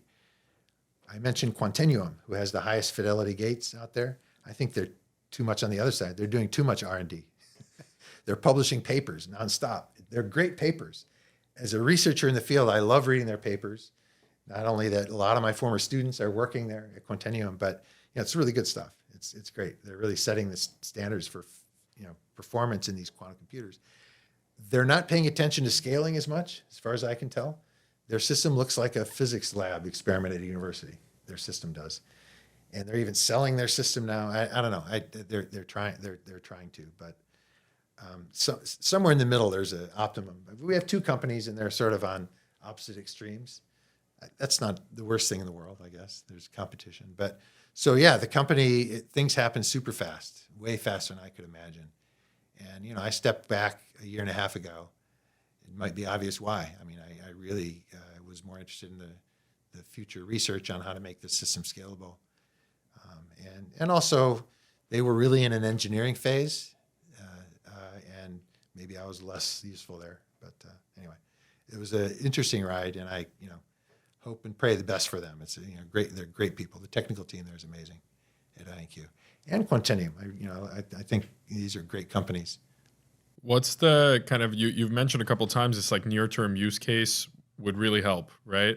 What is I feel like there's Google occasionally publishes something about quantum supremacy, which like when you read it carefully feels a little bit contrived, and it's kind of I wonder what's the most promising or one or two most promising things you've heard of that where there could be like a supremacy type thing where at least the quantum computer is better than anything else at doing that task, even if the task is useless. Let's say like that would be to me like the first level, and the next level up would be something that then somebody's even wants. But the question is like, well, where might those like near term tasks be? And are they even computational? Like I don't know, just to make the question even more open. They will probably be heuristic. And what I mean by that is I think the Google work and, a lot of research, we do some of it too, is to benchmark quantum computers to certify that they're doing quantum things. Who cares? Shor's factoring algorithm is wonderful for a few reasons. One is that if it produces an answer, you can easily check. You don't need a quantum computer yourself to say, well, I'm going to check to see if this is really done on a quantum computer. If it can continually factor big numbers, there's good logic that says, well, you must have a quantum computer, unless somebody in the basement of NSA has figured out a new algorithm. We actually don't know that. We don't know that factoring is in fact hard. It's strongly suspected. Anyway, that's sort of what I'm told. So that application is great because you don't have to check it. What Google is doing and other labs, they're basically generating random numbers, certain patterns of randomness that they claim you can't do on a regular computer. How do you prove that? Well, we can't do it on a regular computer. That's very indirect. It doesn't mean that somebody can't do it on a regular computer. We just don't know how. So it's very indirect. I think it's sort of a waste of time because that's not how a useful algorithm will look at all. I reserve the right to be wrong, but I just don't see it. I think it makes a big splash because you can use a fancy word like supremacy, and they do that every year or something. I think the heuristic nature of these applications that will probably, if we have something in the near term, it'll be something like an optimizer of some niche function, some cost function that maybe nobody cares about but one industry. And it has lots of variables in it.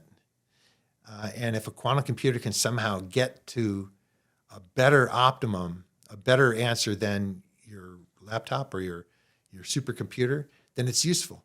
Now, we're pretty sure a quantum computer will never be able to solve for the optimum, the best case scenario. That's on pretty good footing. But we actually don't know where that is. I mean, you have exponentially many configurations, and they're all down. This is like in some optimization space, like which you mentioned the traveling salesman problem, like which path to take between sales calls. You can never know. Network. Yeah. Actually, my daughter, she's a classical computer scientist, PhD in Boulder. She's worked on that traveling salesman heuristic. It's really good. So the bar is very high. But if a quantum computer can beat the classical heuristics, it doesn't matter that it's quantum.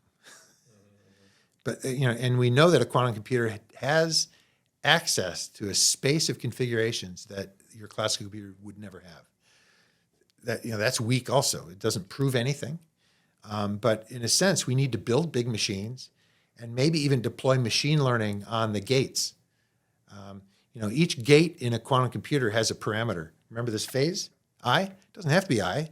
I can make it, I plus 0.1 I. Not an error. I decided to put that 0.1 in there. That's a continuous parameter in every gate. And so what we can do is deploy a circuit.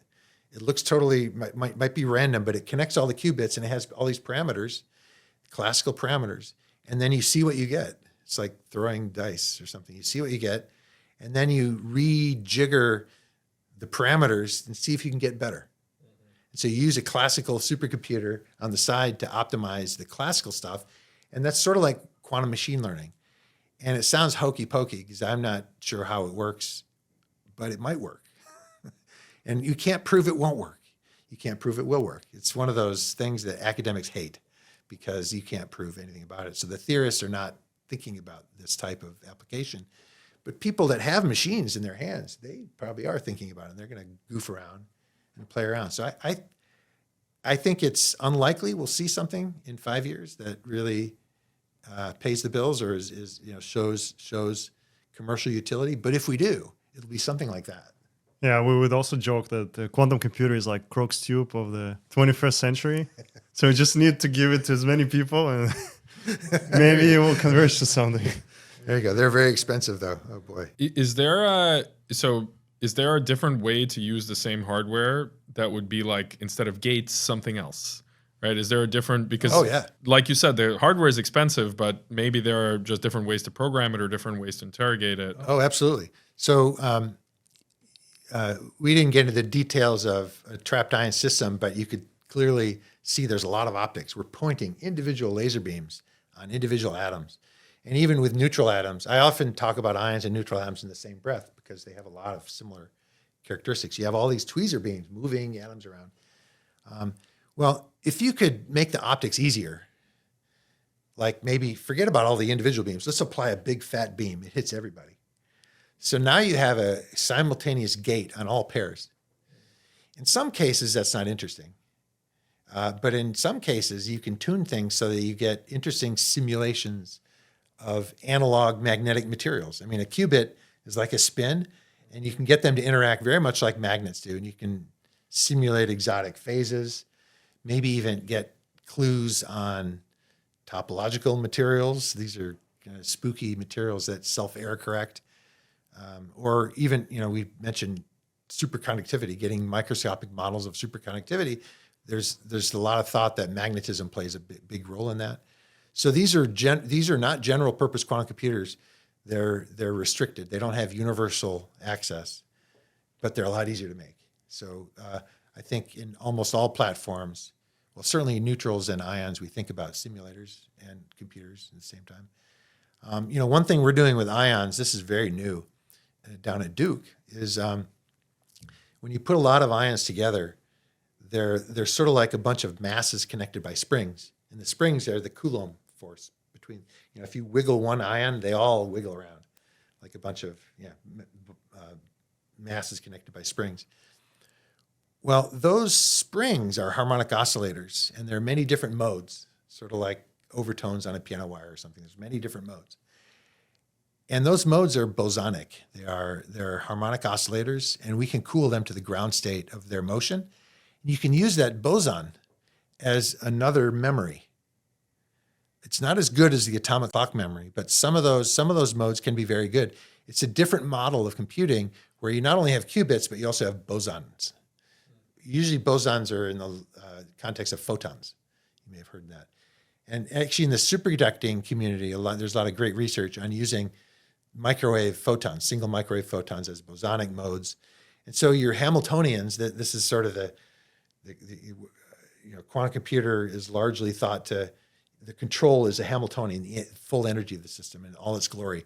If you add bosonic degrees of freedom, you can do other things. Like you can simulate chemistry more obviously with bosonic modes, like an electron excitation that hops in a photosynthetic molecule, a big dendrimer or something.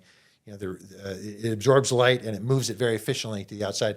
You can model that better with bosons than qubits. Why is that? Because there are many levels. You can think of the many levels. This is my naive view. You can think of many levels as different excitation levels of a single oscillator. And the way those oscillators interact is a decent model of how different electron orbitals can be encoded and how they interact. There's a little bit of, it's almost like computer science here. The circuit is much more compressed if you use the more natural representation that you're trying to simulate. Qubits, why do we use qubits? Because we use bits in regular computers. Why do we use bits? Well, because that's what transistors do. It's not because our problems are naturally bits. It's because that's what our hardware is. We're not yet there in quantum computers. We don't have problems. We don't have the problems yet. All we have is our hardware. So what's easiest in the hardware should be closely tied to what the application spaces are. So this interaction at the highest levels of algorithm design and the lowest levels of qubit engineering, tying all that together, this is sort of how we brand our Duke Quantum Center. It's a vertical quantum computing center where we do all that stuff. We don't care about the physics of the qubit so much. I mean, we do, but we'd rather think about how to compress algorithms, how to implement error correction, how to co-design high-level algorithms to the natural ways that the qubits or these bosons interact. So that's another example of a different model of computing. I'm sure there are others out there. Photonics, Psi-Quantum, you've probably heard of this company. They're not using memory at all, qubits. They're using light channels on a silicon optical chip. They're very secretive, and their plan is very speculative, I would say, but it's a different model entirely of quantum computing. I think it's like measurement-based quantum computing. It's a different mode, but qubits are great because we know they work. It's the only one where you can easily prove how that they work. We know exactly how Shor's algorithm is implemented on qubits. Perfect qubits. But in principle, that could be like an extension to go what is, I guess, known as Qubits, or like using maybe multiple transitions. I don't know. To some degree, we would also discuss, is there a possibility of making a quantum computer out of a single atom? Oh, I mean, in principle, you have a lot of... Yeah, you have infinitely many levels. I guess there's sort of a bandwidth problem because the atom has only so much energy before the electron leaves or something. But there are infinitely many levels. I think it turns out you need a lot of control, though. Yeah, you're putting a lot of the weight on the control system, and when you have a single atom, the thing is you have one electron. It can represent an n-level system, but there's no entanglement there. But that assumes that it's just the outer electron, right? Yeah. Why can't any of the inner electrons? Just the energies are too high? I'll give you 100 electrons in, I don't know, chromium. I don't know what atom has 100 Yeah. electrons. So maybe ytterbium or something. So you have 100 electrons. I think ytterbium is about 100. Z equals 100. You have 100 electrons. That's still, you only have 100 systems, even though each one of them can have lots of levels. Mm-hmm. That helps, I guess. But I think the ability to entangle over all those, there's probably exponentially many knobs you need. I'm guessing that the control just really balloons. But maybe there's an interim where you have 4 levels instead of 2. That might be easier because atoms have many levels. It's not just 2. Even superconductors, they talk about 3 levels sometimes in this anharmonic oscillator, so you can have multiple levels. Unfortunately, there's very little research on more than 2-level systems. Partly because of our classical computers, it's all bits. Bits are sufficient. No, Shannon never wrote his entropy formula for n-level. It was always just bits. And so, I guess we're stuck with that. Maybe not. Yeah, I mean, in principle, it should increase the base of the exponentiation, and then like the space. Yeah, that's right. Should blow up. That's how we're thinking of these bosons, because the bosons have infinitely many levels, but maybe just the first 10 we'll use covalently. So now instead of 2 to the n, it's 10 to the n. I was also going to ask, you mentioned about the modular architecture, interconnects between, because it's obvious, like for any existing platforms, there is a limit for how many like atoms you can trap, or how many the superconducting circuit you can put in the refrigerator. So how to connect those systems with each other, I guess, in case for trapped ions. Yeah, I think the degree of freedom that allows you to do this transduction is the photon, because at least an optical photon can go through a fiber without being disturbed. A single mode fiber I mean, going a few meters, the loss per meter is nothing. I mean, maybe it's 0.01 dBs or something. But there are ways that you can connect qubits with photons where loss is okay, because they're so-called heralded schemes, where you keep trying again until it works, and then when it works, you've shared entanglement. Anyway, the stupid analogy I have is when you move into a new house and you need to hook up your cable TV. You're calling the cable guy every day. It takes forever. They finally come out, they hook it up, and now you're ready. You have internet and TV and so forth. So these try until succeed schemes, what the way they work is, and they work best with atoms, because the atom on the left and the right side they're exactly the same. They spit out exactly the same photon. And that's important because the best protocols, we want each atom to spit out a single photon. And the photon should be entangled with the atom. So if you have a state 1 of the atom, you should emit a horizontally polarized photon. If it's state 0, it's vertical. So there's a photonic qubit and an atom qubit. And you want to have entanglement between the atom and the photon.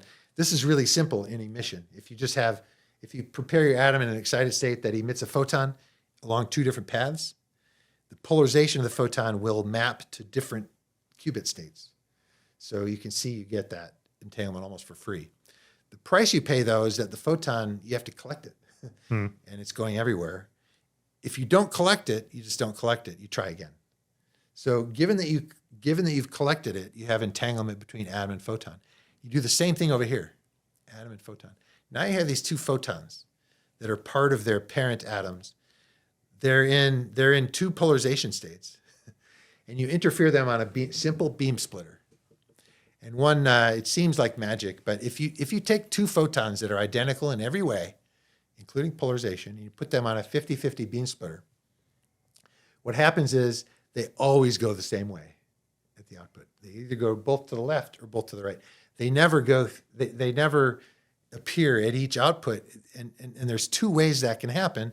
They can either go through or they can both reflect. And it turns out there's a quantum interference with a minus sign, so those events interfere destructively, and you never see that. But we have 2 different polarizations, and so what happens is these 2 different polarizations go through the beam splitter, and we wait until we get 2 clicks on the back side. Now that means that you had opposite polarizations. You could only have HV or VH, because the other states don't happen. And because you don't know which atom emitted H, which emitted V, when you detect those 2 photons, your atoms are, boom, they're entangled. So now you've made a connection, and you can then use that entanglement to distribute and scale. It's as simple as that. The big pain is that this is a very slow source of entanglement, because you haven't, the probability of collecting that photon and detection and all that, the state of the art, actually it's in my lab at Duke, it's about 1% squared, because we need 2 of them. Fortunately, we can do the experiment at about 1 megahertz, 10 to the 6 per second. So let's do the math. 10 to the 6 per second 100 times 10 to the minus 4 is 100 hertz. We actually got 250 hertz. So it's, nobody wants a computer with a clock speed of 250 hertz, but that's the record of photonic interconnect in any platform. And these are not fully blooded ion trap quantum computing systems. They're physics experiments, ion traps that have big optical access and so forth. They're nasty things. But the protocols can be done with very high fidelity, not with polarization, but actually time bin seems to be the best way to go. Neutral atoms are now doing this as well to scale. And the great thing is it's not useful if you only have 2 of them, because they're slow and you pay a huge price by breaking it out that way. But if you have 10,000 of them, it's when you have lots of them that the scaling gets interesting, because you have full connections. You can entangle any qubit with any other qubit in your universe, in your little data center. And the reason is you have an optical switch in the middle. All of these modules are making single photons. They go through a switch, and you decide in software which 2 you want to combine on a beam splitter, and then you look on a CCD camera for which 2 pixels fired. You can do it in parallel, and that tells you these 2 are entangled, these 2 are entangled. It gives you full connectivity at scale. That's the only platform I know in quantum computing that allows you to do that. And it will allow you at scale to do things really fast. So you don't have to shuttle information around all the way over there. You can do it in one shot. So we're going to have to wait for that to, I think, be economically feasible in terms of time. But I do think eventually when we have fully blown quantum computers, they will be optically connected. Maybe there will be a different protocol on how you exactly link them, but this is what we have now. People have done it with NV centers and diamond, this photonic interconnect, and of course neutral atoms. There's a lot of great work there. It's still in the lab. No company has produced anything like this yet. IonQ would not be a company without that, without that vision, that we had this data center outlook. That's how we got funded at the very earliest stages. Without that optical interconnection, we were going to be dead. We always ask this question. If you had unlimited resources, what would you work on? So money, people, whatever it might be. You can put things in space, into the ocean, whatever. What project would you embark on? Boy, maybe more up your alley. I think getting integrated optical elements for blue and visible light that allows us to do all this stuff on chip, and just to have a giant R&D effort that are focused on these trapped ions. I'd have my eyes out for the neutral atom stuff, because I think whatever we do in trapped ions, it eventually will play out in neutrals as well. So that's a pretty focus one. I think I would also somehow make it easy for big companies or those that have interest in algorithms like Amazon. They have all kinds of logistic algorithms they perform, to get them to start to play with real machines. There's some of that's already happening, but a lot of it is hot air. I think these big companies they're being fashionable. I don't see, when they're making hardware, these big companies should give it up. I don't think they know what they're doing. They're too much tied to silicon VLSI.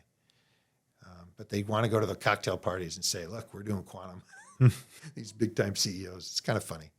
So we see, I don't know, the last 3 months, we've seen how many breathless announcements. Oh, we've solved it. It's just crazy.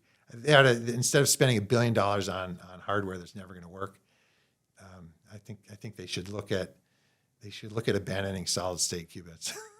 What about so I only know this word. I don't know what it means, but Majorana states. Majorana states. But yeah, maybe Misha knows what it means. But I just learned to pronounce it, 2 weeks ago or whatever when it was announced. But what's your take on those? It's beautiful condensed matter physics. It's been theorized that there is a certain material, when you mix a superconductor in high field with a semiconductor in a very funny way, you can get certain states that can behave like a qubit. They're very abstract states. They're not direct electron, single electron spins. They're sort of like the fractional quantum Hall effect, which is an effect that comes when you have lots of electrons that interact very strongly. And apparently these types of qubits, they're called topological because their qubit degree of freedom is not direct like spin. It's more like the shape. and you can distort the shape locally, which means like local errors in a quantum computer, and it retains its memory of what shape it is, how many holes it has, the topology of it. And so these are theorized to exist, particles like this. They've never been observed, despite what you read. All the observations have been retracted. So what about the Microsoft announcement from whatever it was 2 weeks ago or a month ago? I haven't seen evidence of it, and I think most of the physics community is kind of scratching their head on this one. So the Majorana, the topological qubit is sort of like the string theory in my field. It's beautiful mathematics. Probably not. Maybe we'll never see it, and it's very hard to even prove you have it. So it's more philosophy than physics.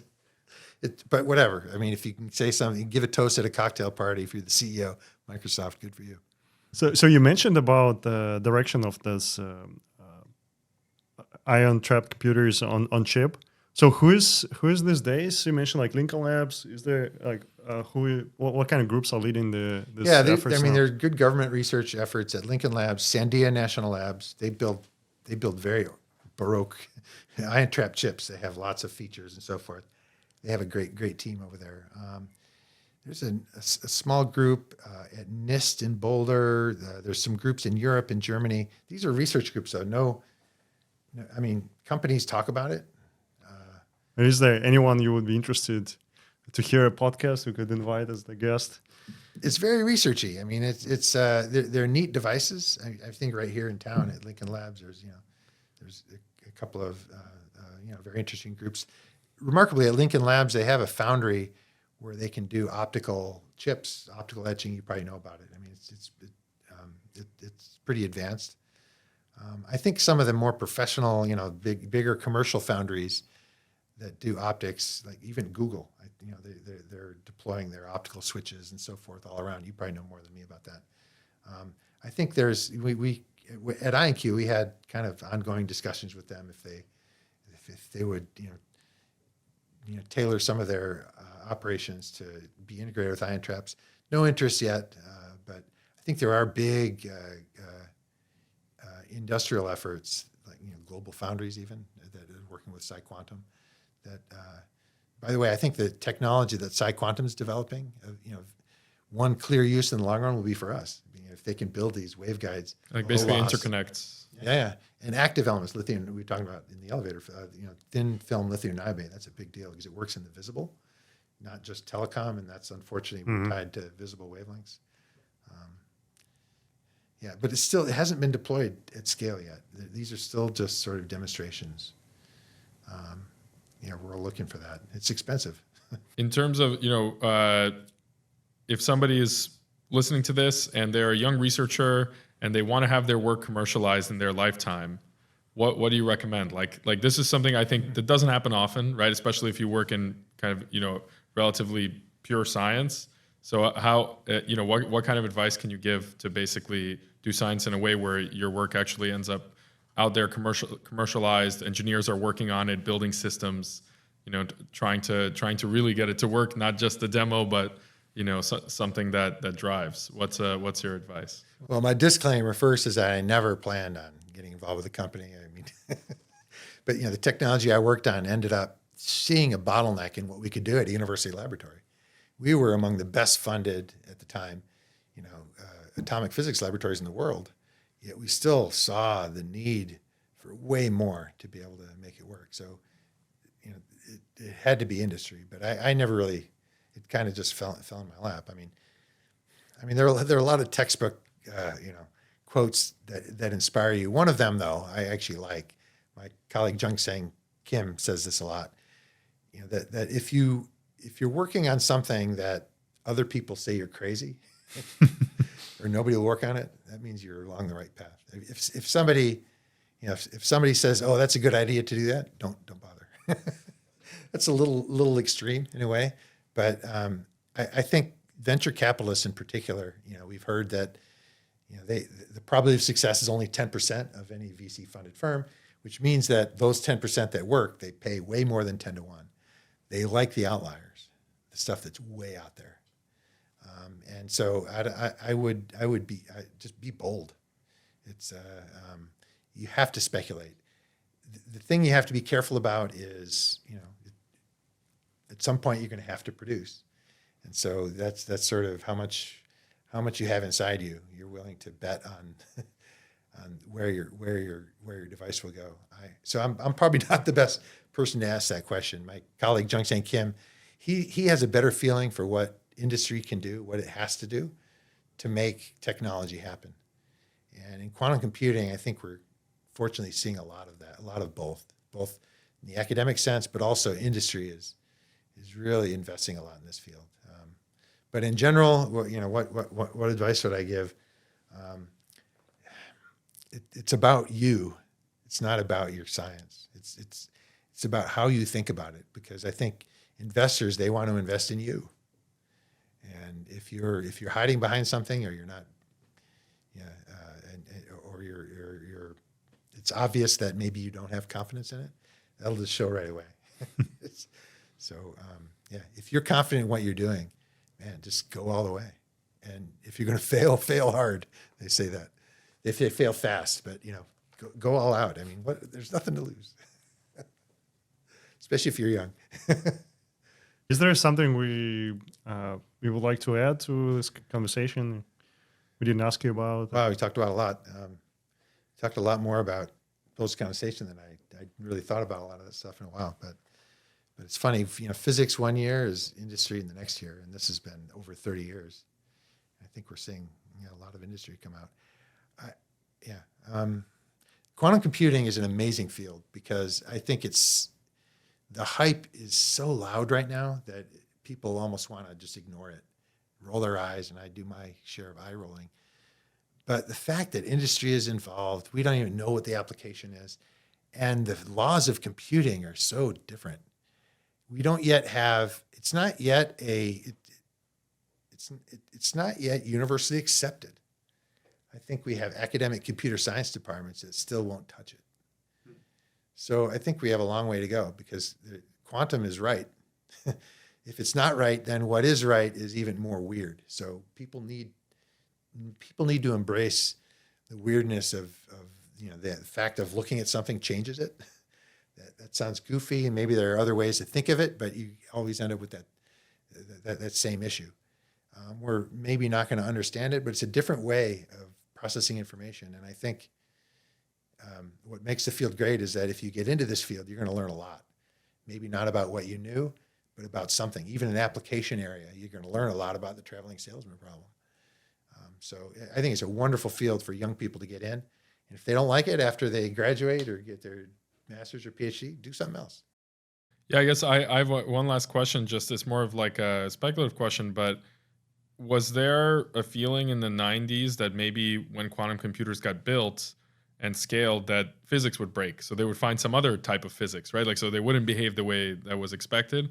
And is that possibility, does it still exist, right? That somehow by building bigger and bigger computers or testing them in different ways, we actually discover some kind of, something's wrong with quantum physics, like we discover new physics. Like too much complexity. When you have too many degrees of freedom, the system behaves differently.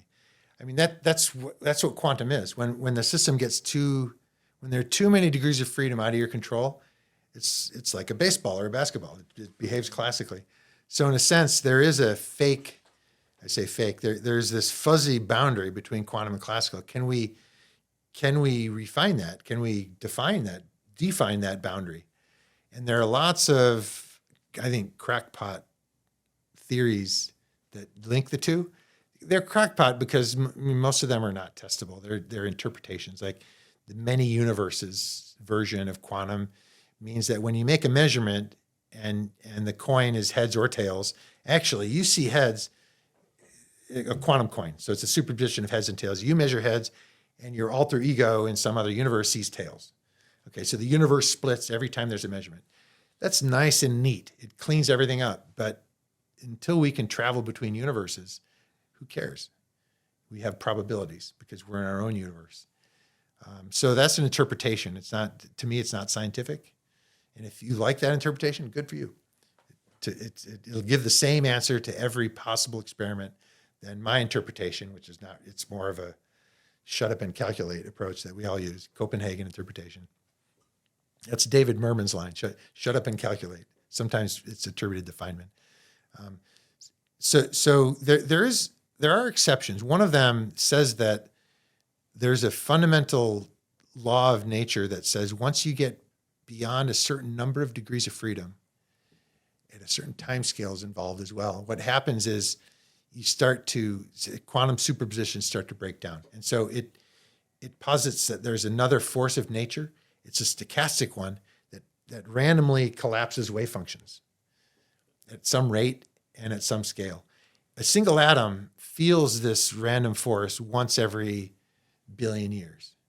So we never see it for 100 atoms once every 10 million years or something like that.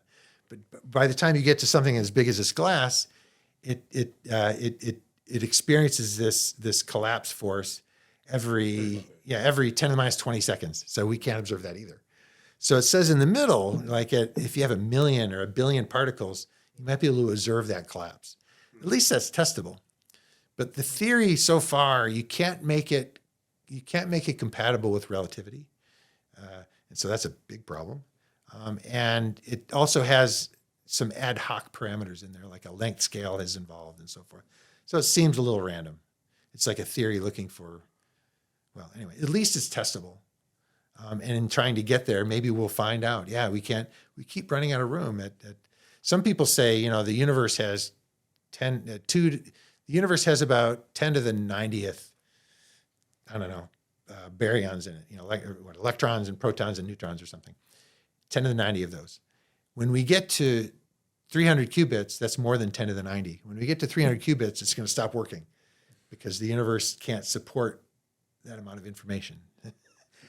I don't really see the rationale behind that, but let's get to 300 qubits and see what happens. So it's fun. That's the cocktail banter I like. It's like talking about interpretations of quantum. What does it really mean? A few drinks really help. Awesome. I think we're good. Yeah, I think it was great. All right.